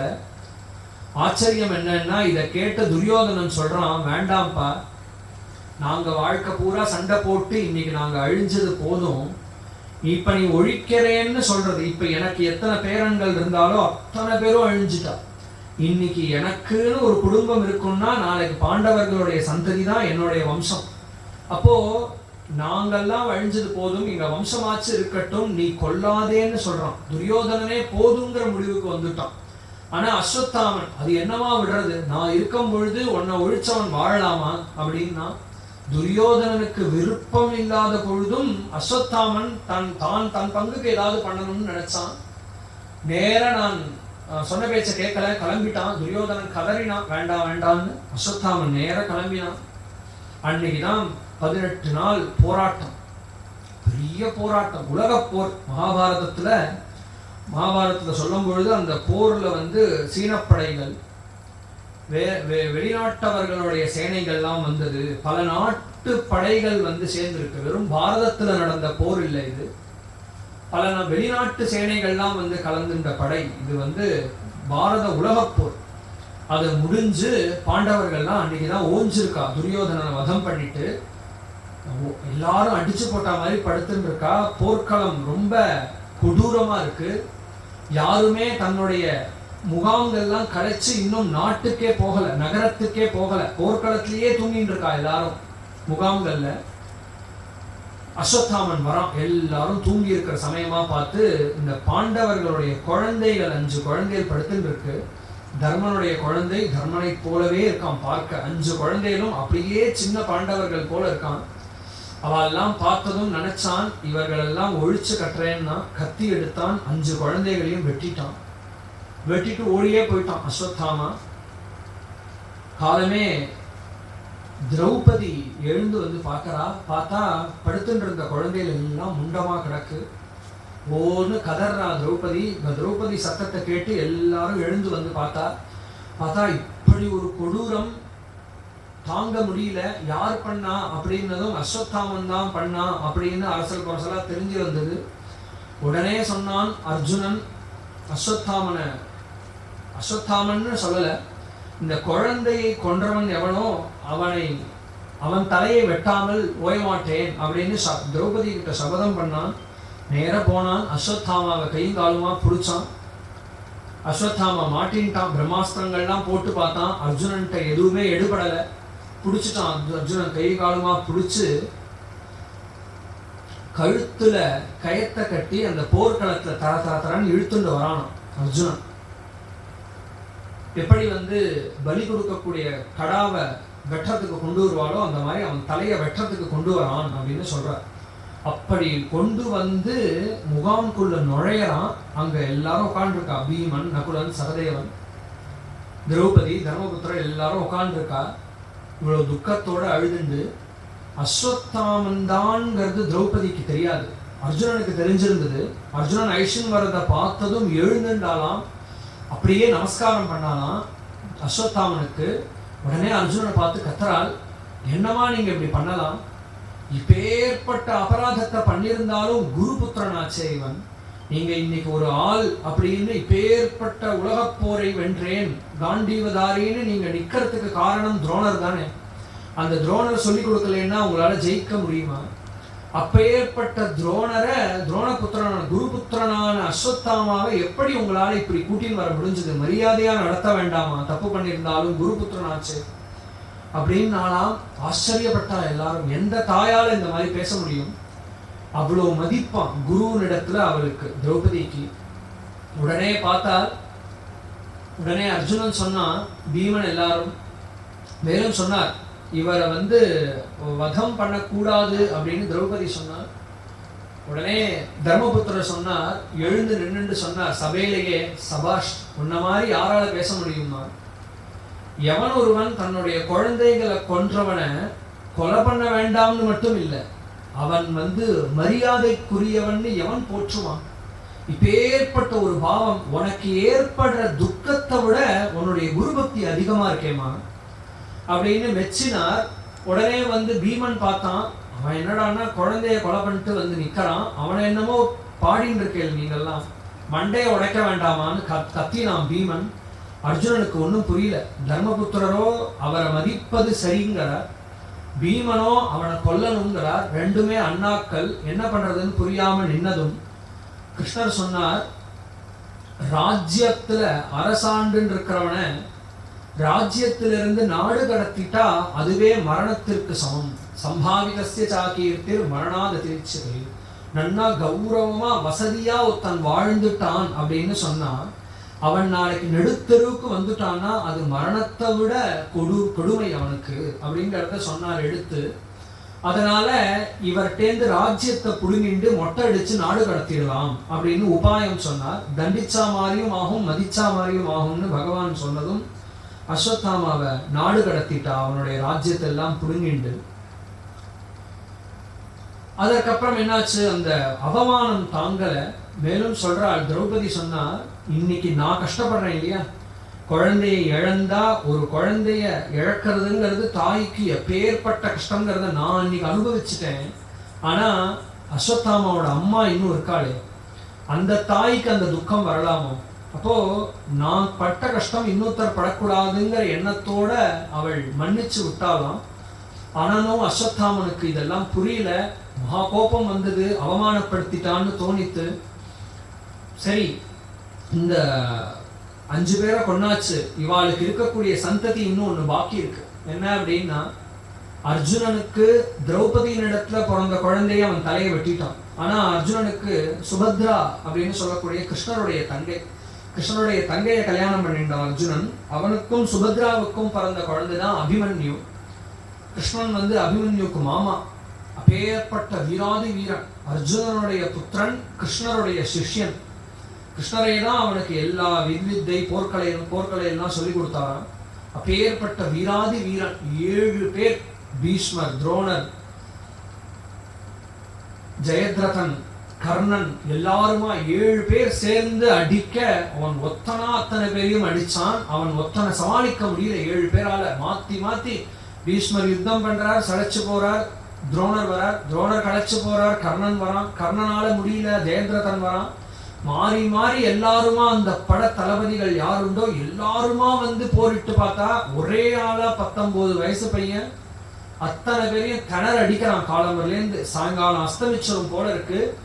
இன்னைக்கு இந்த குழந்தைகிட்ட நாம 7 பேரும் தோற்றோம் அப்படின்னு ஆச்சுன்னு சொன்னா நாம எல்லாருக்கும் எவ்வளவு பெரிய அவமானம். அர்ஜுனனை சமாளிக்கிறது இல்ல, அர்ஜுனனுடைய பையனை கூட இவாளால சமாளிக்க முடியலன்னு ஆயிடும்னு நினைச்சா எல்லாருமா சேர்ந்து நின்று அவனை அதர்மமாக தாக்கிட்டா. போயிட்டான் அபிமன்யு போறச்சே அவளுக்கு அந்த பாரத போருக்கு முன்னாடிதான் சீமந்தம் ஆயிருந்துதான். அபிமன்யுனுடைய மனைவிக்கு உத்தரைக்கு பூர்ண கர்ப்பவதி.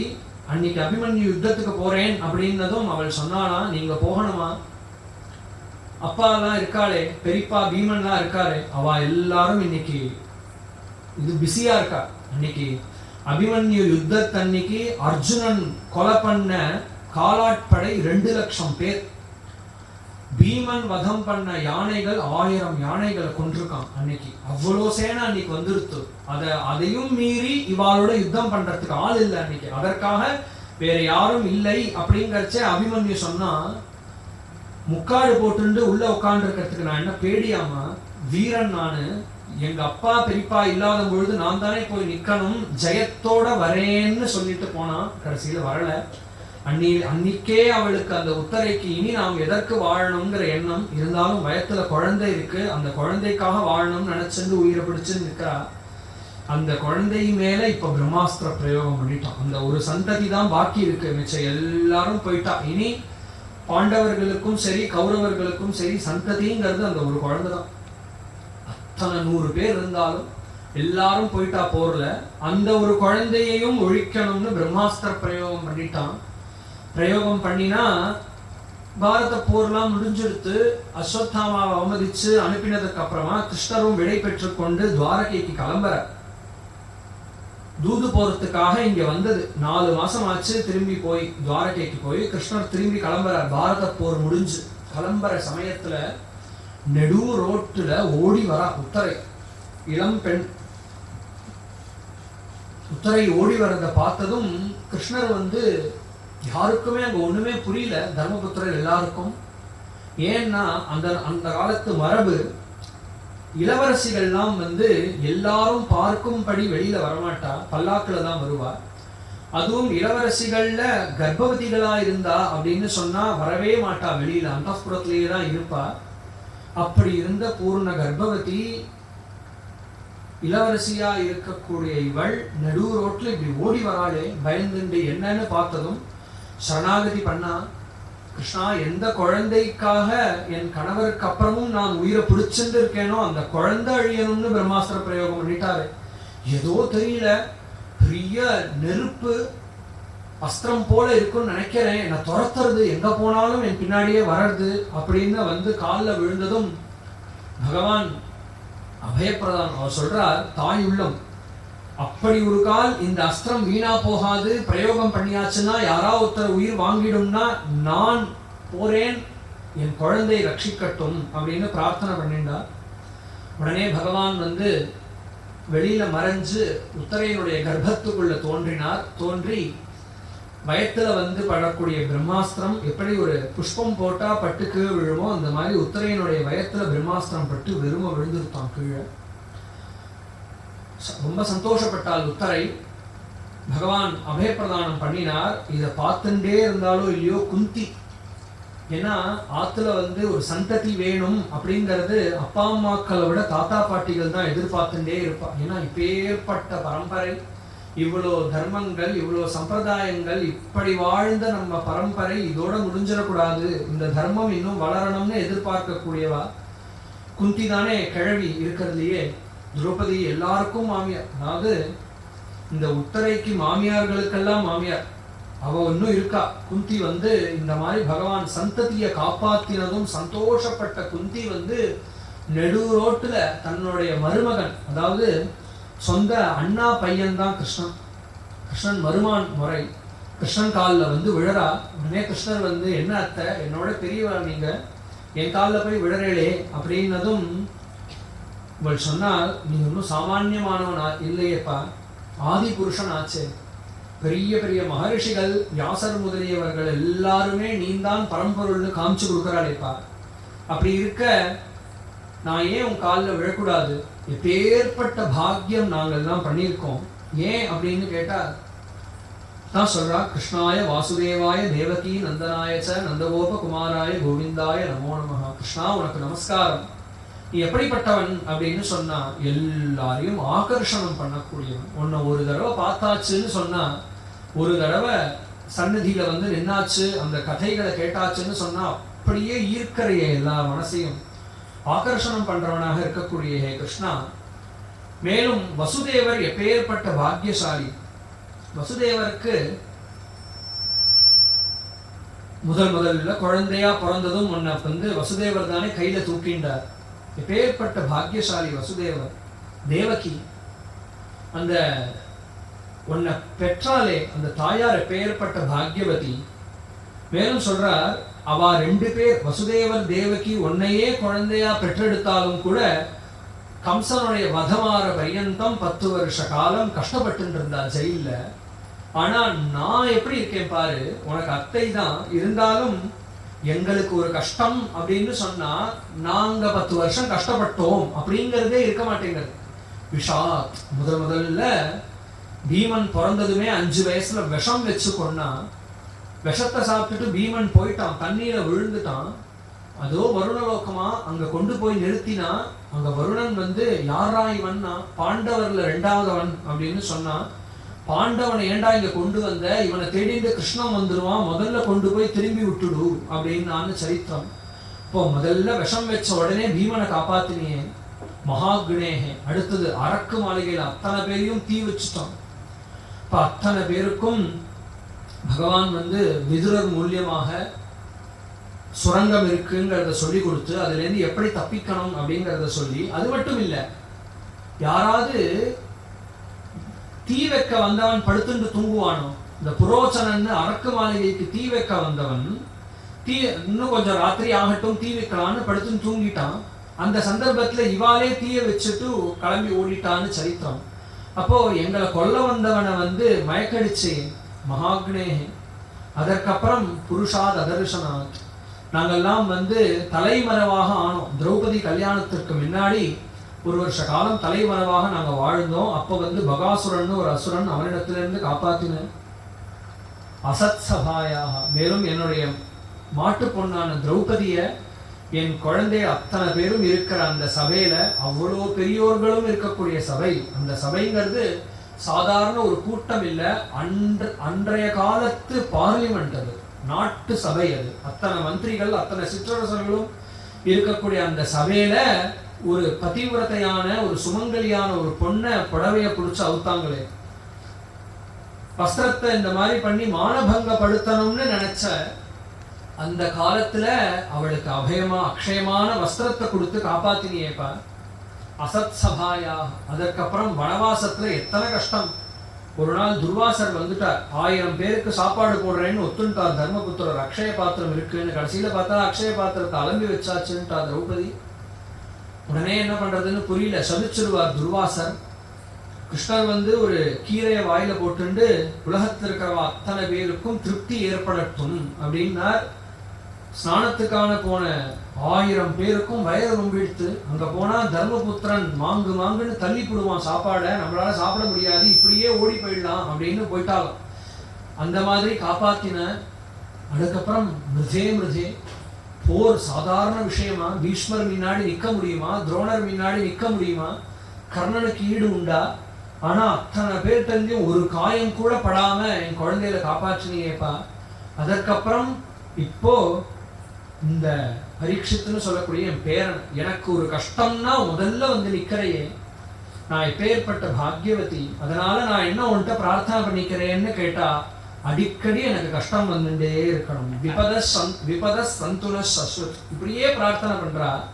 ஒரு கால் எனக்கு கஷ்டம் வந்துட்டே இருந்தா நீ வந்து காப்பாத்தின்டே இருப்பன்னாக்க எனக்கு கஷ்டம் வந்துட்டே இருக்கட்டும் அப்படின்னு பிரார்த்தனை பண்ணா. உடனே மந்தஹாசம் பண்ணார் பகவான். சொன்னார், அத்தை நீங்க என்னென்னமோ பேசுறேன், நான் அந்த மாதிரிலாம் இல்லை, வாங்கோ உள்ள போலாம் அப்படின்னு ஐஷன் போயிட்டான் சமாதானப்படுத்தி. உடனே இப்ப போக வேண்டாம்னு குந்தி பிரார்த்தனை பண்ணிண்டா, கொஞ்ச நாள் எங்களோட இருந்துட்டு அப்புறமா துவாரகைக்கு போ அப்படின்னு. தர்மபுத்திரருக்கு மனசுல சாந்தியே இல்லை, எங்க பார்த்தாலும் ஒரே ஓலம். ஏன்னா நாட்டுல சுமங்கலியே இல்லையா அந்த காலத்துல. பாரத போர் முடிஞ்சதுல எத்தனை காலாட்படைகள் கொல்லப்பட்டார்களோ அத்தனை பேருக்கும் மனைவி உண்டு, அத்தனை பேருக்கும் குடும்பம் உண்டு. அந்த குடும்பம் எல்லாம் நாட்டுக்குள்ளதானே இருக்கு. போர் முடிஞ்சு நாட்டுக்குன்னு வந்து நின்னா சுமங்கலிகளே இல்லை, எல்லாம் விதவிகளா இருக்கு.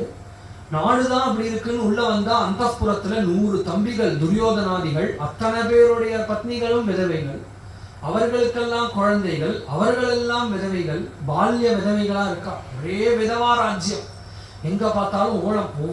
ஒவ்வொரு ஸ்திரீகளும் அவரவர் கணவர்களையும் குழந்தைகளையும் சகோதரர்களையும் நினைச்சு ஓலம். தூக்கமே வரமாட்டேங்கிறது. அவர் நினைச்சார், அன்னைக்கு ஒரு நாள் இந்த ராஜ்யம் எனக்கு கிடைக்கலன்னா பரவாயில்லன்னு நான் போயிருந்தேன்னா இத்தனை சுமங்கலிகள் இன்னைக்கு காப்பாற்றப்பட்டிருப்பாளோ அப்படிங்கிற ஒரு சந்தேகம் அவருக்கு. நாம் பண்ணது தர்மமா அதர்மமானு புரியாத அளவுக்கு குழம்பி போயிட்டார். தர்மபுத்திரர் கிருஷ்ணனிட்ட வந்து முறையிடணும்னு வந்தார். இப்படியே எத்தனை நாள் மனசுல குமுறிண்டே இருக்கிறது. கிருஷ்ணன்கிட்ட போய் பேசுவோம் அப்படின்னு பார்க்கறதுக்காக வரார். காலமே கிருஷ்ணனை பார்க்க. கிருஷ்ணன் வெளியில தாருகன்னு சொல்லக்கூடிய கிருஷ்ணனுடைய சாரதி நிற்கிறார். கிருஷ்ணன் தன்னுடைய மாளிகையில இருக்கார். தர்மபுத்திரர் வந்ததும் மறுக்கிறார் தர்மபுத்திரரை, கொஞ்ச நேரம் வெயிட் பண்ணுங்கள். ஏன் அப்படின்னா சுவாமி தியானத்துல இருக்கார் அப்படின்னா. தர்மபுத்திரருக்கு வந்த காரணமே மறந்து போயிடுத்து. ஒரே யோசனை, என்ன தியானம்? எல்லாரும் கிருஷ்ணம் வந்தே ஜெகத்குரு கிருஷ்ணம் வந்தே ஜெகத்குருன்னு கிருஷ்ணனை தான் தியானம் பண்ணிட்டு இருக்கா. கிருஷ்ணன் அப்படி தியானமா? அப்படி என்னதான் இவன் தியானம் பண்றான்னு தெரிஞ்சுக்கணும்னு வெளியில வந்ததும் வாங்கோ அப்படின்னு கூப்பிட்டார் கிருஷ்ணர். அதெல்லாம் இருக்கட்டும் கிருஷ்ணா, நீ யார தியானம் பண்ற? எல்லாரும் ஒன்னதானே தியானம் பண்ணிட்டு இருக்கா, நீ யார தியானம் பண்ற அப்படிங்கிறதும் கிருஷ்ணன் சொன்னார்,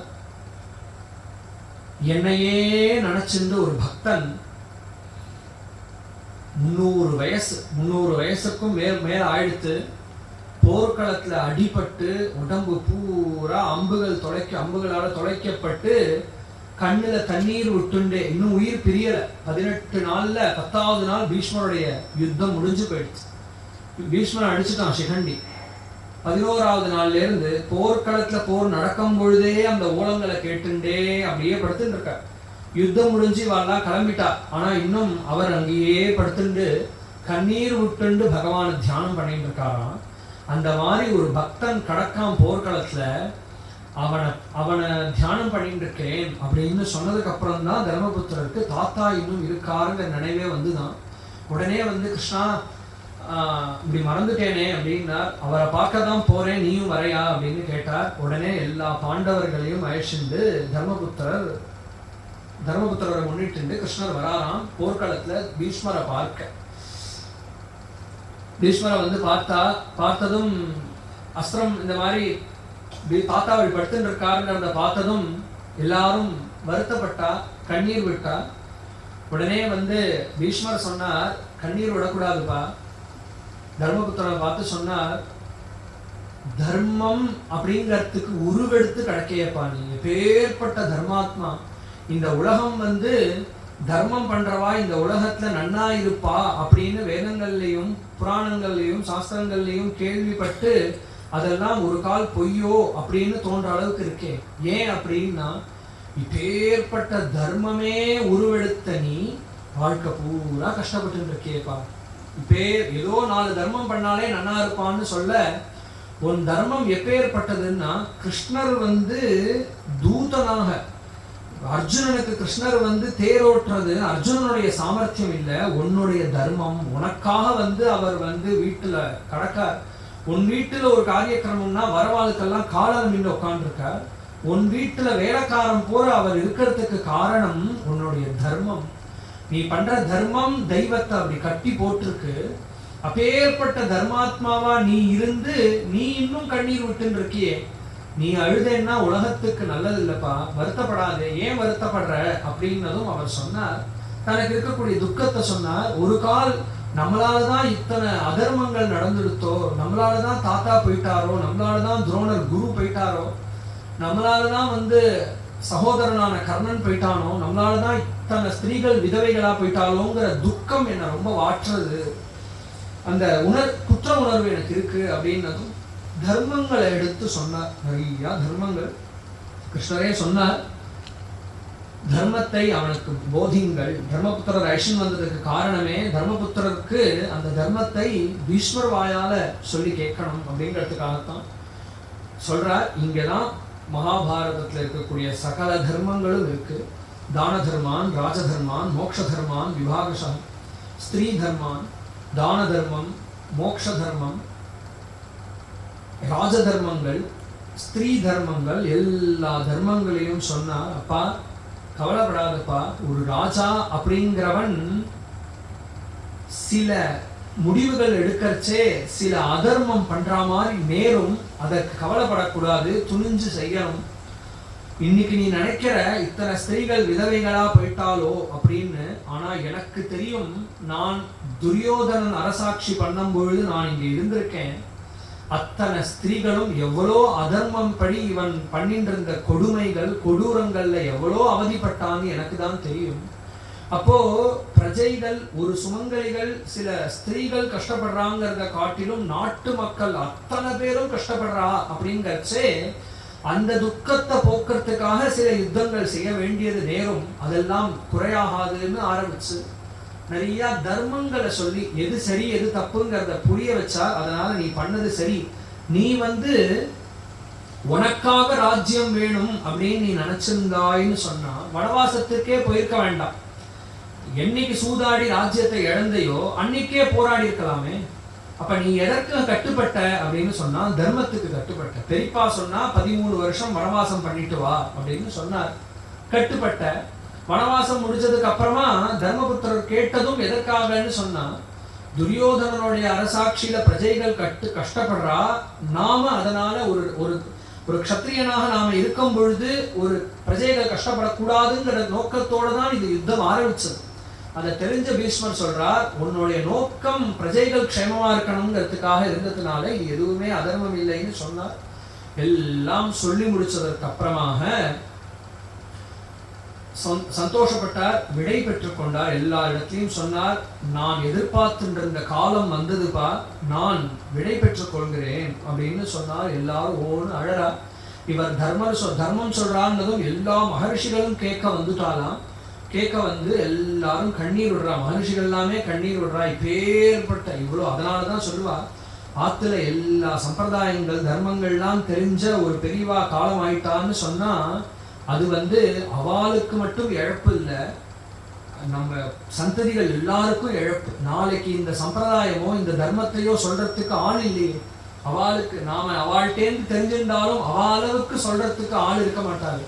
அப்படி மகரிஷிகள் கவலைப்படுறாங்க. 300 வருஷமா இவ்வளவு தர்மங்களை படிச்சு நைஷ்டிக பிரம்மச்சரியத்துல வாழ்ந்த இப்பேற்பட்ட பீஷ்மரை இழந்தோமே, நாளைக்கு இப்பேற்பட்ட தர்மங்களை சொல்றதுக்கு யார் இருக்கா? நாம சொன்னோம் இல்லையா, மகாபாரதத்துல இல்லாத தர்மம் வேதத்துல கிடையாது, உலகத்துல கிடையாதுன்னு சொன்னா, மகாபாரதத்துல தர்மம்னு சொல்லப்பட்டதெல்லாம் பீஷ்மர் வாயாளர்.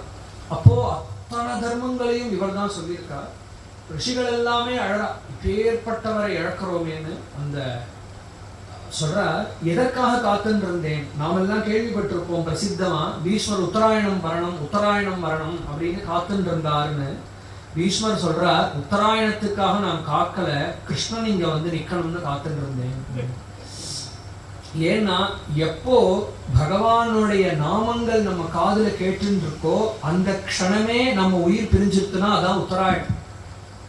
எந்த க்ஷணம் நம்ம கண்ணு பகவானை பார்த்துட்டே இருக்கோ அந்த க்ஷணம் உயிர் போயிடுத்துன்னா அதுதான் புண்ணிய காலம். இப்போ புண்ணிய காலம் அப்படிங்கிறது பகவானுடைய சந்நிதியினால ஏற்படுறதே தவிர காலத்துக்கு ஒன்றும் விசேஷம் கிடையாது. அப்போ அவர் சொன்னார், யோகினஹா சந்த மிருத்யோஹோ. அதனாலதான் நாம் எல்லாமே பீஷ்மாஷ்டமி அப்படின்னு நாம் எல்லாம் கொண்டாடுறோம். இன்னைக்கும் பீஷ்மருடைய மோட்சம் கிடைச்ச நாள். அந்த பீஷ்மாஷ்டமி எப்பொழுதுமே தை 1ஆம் தேதி வராது. தை பிறந்து 10 நாள் 15 நாள் ஆகும். அதற்கு அப்புறம்தான் பீஷ்மாஷ்டமி வரும். அப்போ சில வருஷங்கள்ல 20 நாள் கூட ஆயிடும். அப்போ பீஷ்மாஷ்டமிங்கிறது உத்தராயணம் இல்லை. உத்தராயணம் வந்துமே கிருஷ்ணர் வர வரைக்கும் அவர் காத்துன்னு இருந்தாருங்கிறது தெரிகிறது சரித்திரத்துல இருந்து. இப்போ கிருஷ்ணர் வந்ததும் என்ன சொன்னார் அப்படின்னு கேட்டா, பகவானையே தியானம் பண்ணார். நான் இனி வாழ்ந்தது போதும், நான் கடைசி காலத்துல செய்ய வேண்டியது மனசுனாலையும் வாக்குனாலையும் சரீரத்தினாலையும் பகவானையே ஸ்மரிச்சுட்டு என் உயிர் பிரியணும். அதற்கு தான் காத்துன்னு இருந்தேன். என் வாக்குனால நாமம் சொல்லியிருக்க முடியும், என் மனசுனால பகவானை தியானம் பண்ணியிருக்க முடியும். கண்ணால நேர பார்க்கிற வாய்ப்புக்காக காத்துன்னு இருந்தேன். பீஷ்மர் தான் கண்ணால கிருஷ்ணனை பார்த்துட்டே மனசால பகவானையே தியானம் பண்ணிட்டு வாக்குனால பகவத் குணங்களையே சொல்லிட்டு உயிர் பிரிந்த ஒரு சித்த புருஷர். அது என்ன எப்பேற்பட்ட நினைவுகள் அவருக்கு கடைசி காலத்துல இருந்தது. கடைசி வார்த்தைகள் பீஷ்மருடைய வார்த்தைகள் போர்க்களத்துல. ஏன்னா யாருக்குமே வாழ்க்கையில ரொம்ப முன்னாடி நடந்த நினைவுகள் கம்மியா தான் இருக்கும். சமீபத்துல நடந்த நினைவுகள் தானே நமக்கு ஜாஸ்தி ஞாபகத்துல இருக்கும். அந்த மாதிரி பகவான பல விதங்கள்ல பார்த்திருந்தாலும் பார்த்த சாரதியாக பீஷ்மர் கடைசியா பார்த்திருக்கார். 10 நாள் வெச்சகன் வாங்காம அர்ஜுனனையே பார்த்துட்டு இருந்தார்னு பேரு. கிருஷ்ணரையே தான் பார்த்துட்டு இருந்தார். அப்படி நான் உன்னை எப்படிலாம் பார்த்தேன்னு வர்ணிக்கிறேன். அந்த மாதிரி நான் பார்த்த உன் உருவம் என் கண்ணிலேருந்து மறையாம நிற்கணும் அப்படின்னு வேண்டிக்கிறார். நாம இன்னைக்குமே திருவல்லிக்கேணியில போய் பார்த்தசாரதியை பார்த்தோம்னா உடம்பு பூரா காயம் பட்டிருக்கும். மூஞ்சி பூரா, உடம்பு பூரா, திருமேனி பூரா காயம் பட்டிருக்கும். பீஷ்மர் மென்ஷன் பண்றார், அத்தனையும் நான் அடிச்சது அப்படின்னு. ஏன் அப்படின்னு சொன்னா, மம நிஷித சரைஹி விபித்தியமான துவச்சி, என்னுடைய கூர்மையான அம்புகள்னால அடிக்கப்பட்டு ரத்தம் அப்பேற்பட்ட திருமேனியை நான் பார்த்தேனே, அது என் கண்ணில் அப்படியே நிக்கணும் அப்படின்லாம் பாடுற. ஏன் பக்தன் சொல்லிட்டு பர்மால அடிச்சானே அப்படின்னு கேட்டா, அவர் சொல்றார், நான் ஒன்னும் காட்டுல தபசு பண்ண போய் உட்காந்துக்கல கிடைக்கக்கூடிய புஷ்பங்களை வச்சு அர்ச்சனை பண்றதுக்கு, அல்லது நான் ஒன்னும் பலி சக்கரவர்த்தி மாதிரி தானம் பண்ண உட்காந்துக்கல வாமனருக்கு தானம் பண்றதுக்கு. ஒவ்வொரு பக்தன் ஒவ்வொரு மாதிரி உபாசனை பண்ணியிருக்கான். நான் எனக்கு கிடைச்ச வாய்ப்பு போர்க்களம் தானே. அதுக்கு முன்னாடி எப்ப கிடைச்சது? போர்க்களத்துல பூஜையா பண்ண முடியும், அடிக்கதான் முடியும். மேலும் அடி வாங்கக்கூடியவர் எப்படி இருக்காருன்னு கேட்டா, அங்கதான் விஷ்ணு சஹஸ்ரநாமங்கள்லாம் சொன்னார். இந்த கட்டம் தான் இப்ப படுத்த படுக்கையில இருந்துட்டு தான் விஷ்ணு சஹஸ்ரநாமங்கள் எல்லாம் பீஷ்மர் சொன்னார். அந்த விஷ்ணு சஹஸ்ரநாமம் நாம் சொல்லிட்டு இருக்கோம் இன்னைக்கு. அவருக்கு நித்தியம் ஒரே லட்சியம்தான், எப்படியும் கிருஷ்ணன் அந்த பக்கம் இருக்கான், பாண்டவனை தொடவே முடியாதுன்னு அவருக்கு தெரியும். ஆனா நமக்கு என்ன லட்சியம் அப்படின்னு கேட்டா, டெய்லியுமே 1000 அடி சஹஸ்ரநாமம் சொல்லி ஒவ்வொரு அம்பா விஸ்வஸ்தை நமஹா விஷ்ணவே நமஹான்னு அடிச்சுட்டே இருக்கணும். அங்க மகாபாரதத்துல வருது, அப்படியே ஒரு கால் அர்ஜுன நோக்கி ஒரு அம்பு வந்துருச்சுன்னா திடீர்னு ரதத்தை அப்படி தூக்கி தான் மேல வாங்கிப்பாராம், கீழே போட்டார்னா குனிஞ்சு வாங்கிட்டாருங்கிற சரித்திரங்கள்லாம் இருக்கு. அவரும் என்ன பண்றாருன்னா, அவர் போடுற ஒரு அம்பு மிஸ் ஆனா கூட புண்டரீகாக்ஷாய நமஹாங்கிற அம்பு அர்ஜுனன் பேர விழுந்துருச்சுன்னா அந்த ஒரு நாமம் அர்ஜுனனோட தான் போயிடும். அதனால இவரும் மிஸ் பண்ணாம வாங்கிக்கிறார். அப்படி அடிச்சு கவச்சங்கள்லாம் பொளந்து மார்புகள் எல்லாம் ரத்தம் கொட்ட கொட்ட அப்படி இருந்தாலும் விடாம யுத்தம் பண்றார் அர்ஜுனன்.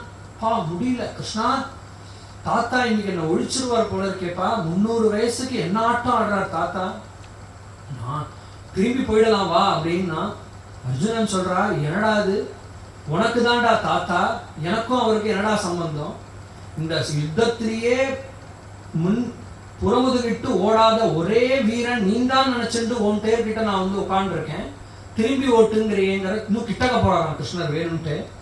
பார்த்தா அர்ஜுனன் திணறி போயிட்டான், காண்டீவத்தை கீழ் வச்சுட்டு படுத்துட்டான் அர்ஜுனன். உடனே பார்த்தா என் பக்தனையா அடிக்கிறேன்னு கையில அந்த சக்கரத்தினுடைய தேர்னுடைய சக்கரத்தையே எடுத்துட்டு அர்ஜுனன் பீஷ்மர் அடிக்கிறதுக்காக ஓடி வராராம்.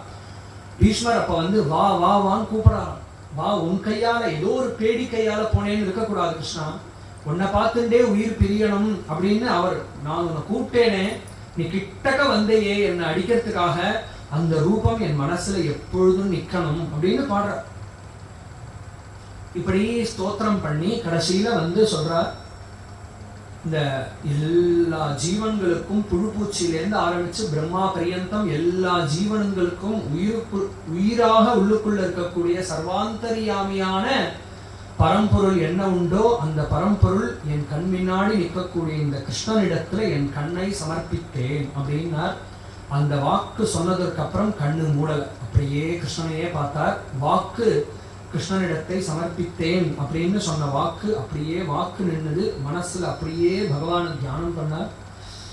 மனோவா திருஷ்டி விருத்தி பிகின்னு சொன்னார். மனசு, வாக்கு, கண்ணு, எண்ணங்கள் எல்லாத்திடத்திலையும் பகவானையே நிறுத்தி அப்படி உயிர் பிரிந்தது. அவரிடத்திலிருந்து ஜோதி பகவானுடைய பாதத்தில் சென்றடைந்தது. அப்படின்னு பேர்பட்ட ஒரு சித்த புருஷ பாரத ரத்னம் அப்படின்னாக்க பீஷ்மர் தான் உண்மையான பாரத ரத்னம். அப்பேற்பட்ட யோகி, அப்பேற்பட்ட நைஷ்டிக பிரம்மச்சாரி, அப்பேற்பட்ட தர்மம் தெரிஞ்சவர்களுக்குள்ளேயே சிறந்தவர். அப்பேற்பட்ட அந்த பீஷ்மர், அவருடைய சரித்திரத்தோட இன்னைக்கு பூர்த்தி பண்றோம். அந்த பீஷ்மர் நமக்கு சொன்னது என்ன அப்படிங்கிறத நினைவு பார்த்துக்கணும். அந்த பீஷ்மர் சொன்ன கடைசியா சொன்ன வார்த்தைகள் தானே விஷ்ணுதாசனம்.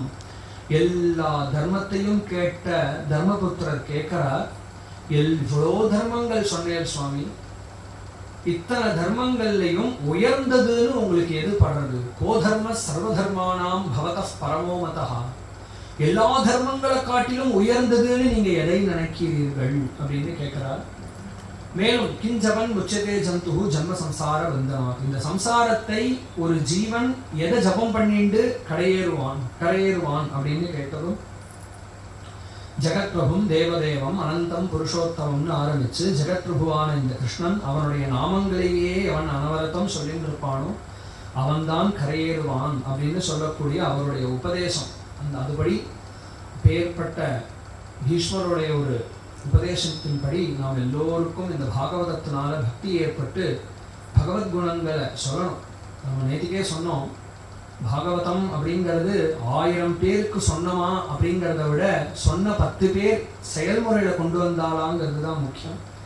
அதனால நாம முடிஞ்ச வரைக்கும் எத்தனையோ பேச்சுகள் வம்புகள் இருக்கு, தேவையில்லாத பேச்சுகளை தவிர்த்து பகவான் நாம சொல்லிண்டு அப்படியே பேசுற மாதிரி ஒரு சூழ்நிலை ஏற்பட்டாலும் குழந்தைகளிடத்துல தேவையில்லாததை சொல்லி கொடுக்காம, ஏன்னா தேவையில்லாத பொருள்களை தேவையில்லாத விஷயங்களை வேண்டாம்னாலும் உலகம் சொல்லி கொடுத்துரும். இதை தெளிவாதான் சொல்லி கொடுத்தாகணும் குழந்தைகளுக்கு. அந்த மாதிரி சொல்லி கொடுத்துட்டு நாம் எல்லாரும் வந்து பீஷ்மர் சொன்னபடி வாழ்ந்து பீஷ்மர் போலேயே பகவத்கதி அடையணும் அப்படின்னு பிரார்த்தனை பண்ணிக்கிறேன். இதோட முதல் நாள் பாகவதம் பூர்த்தி.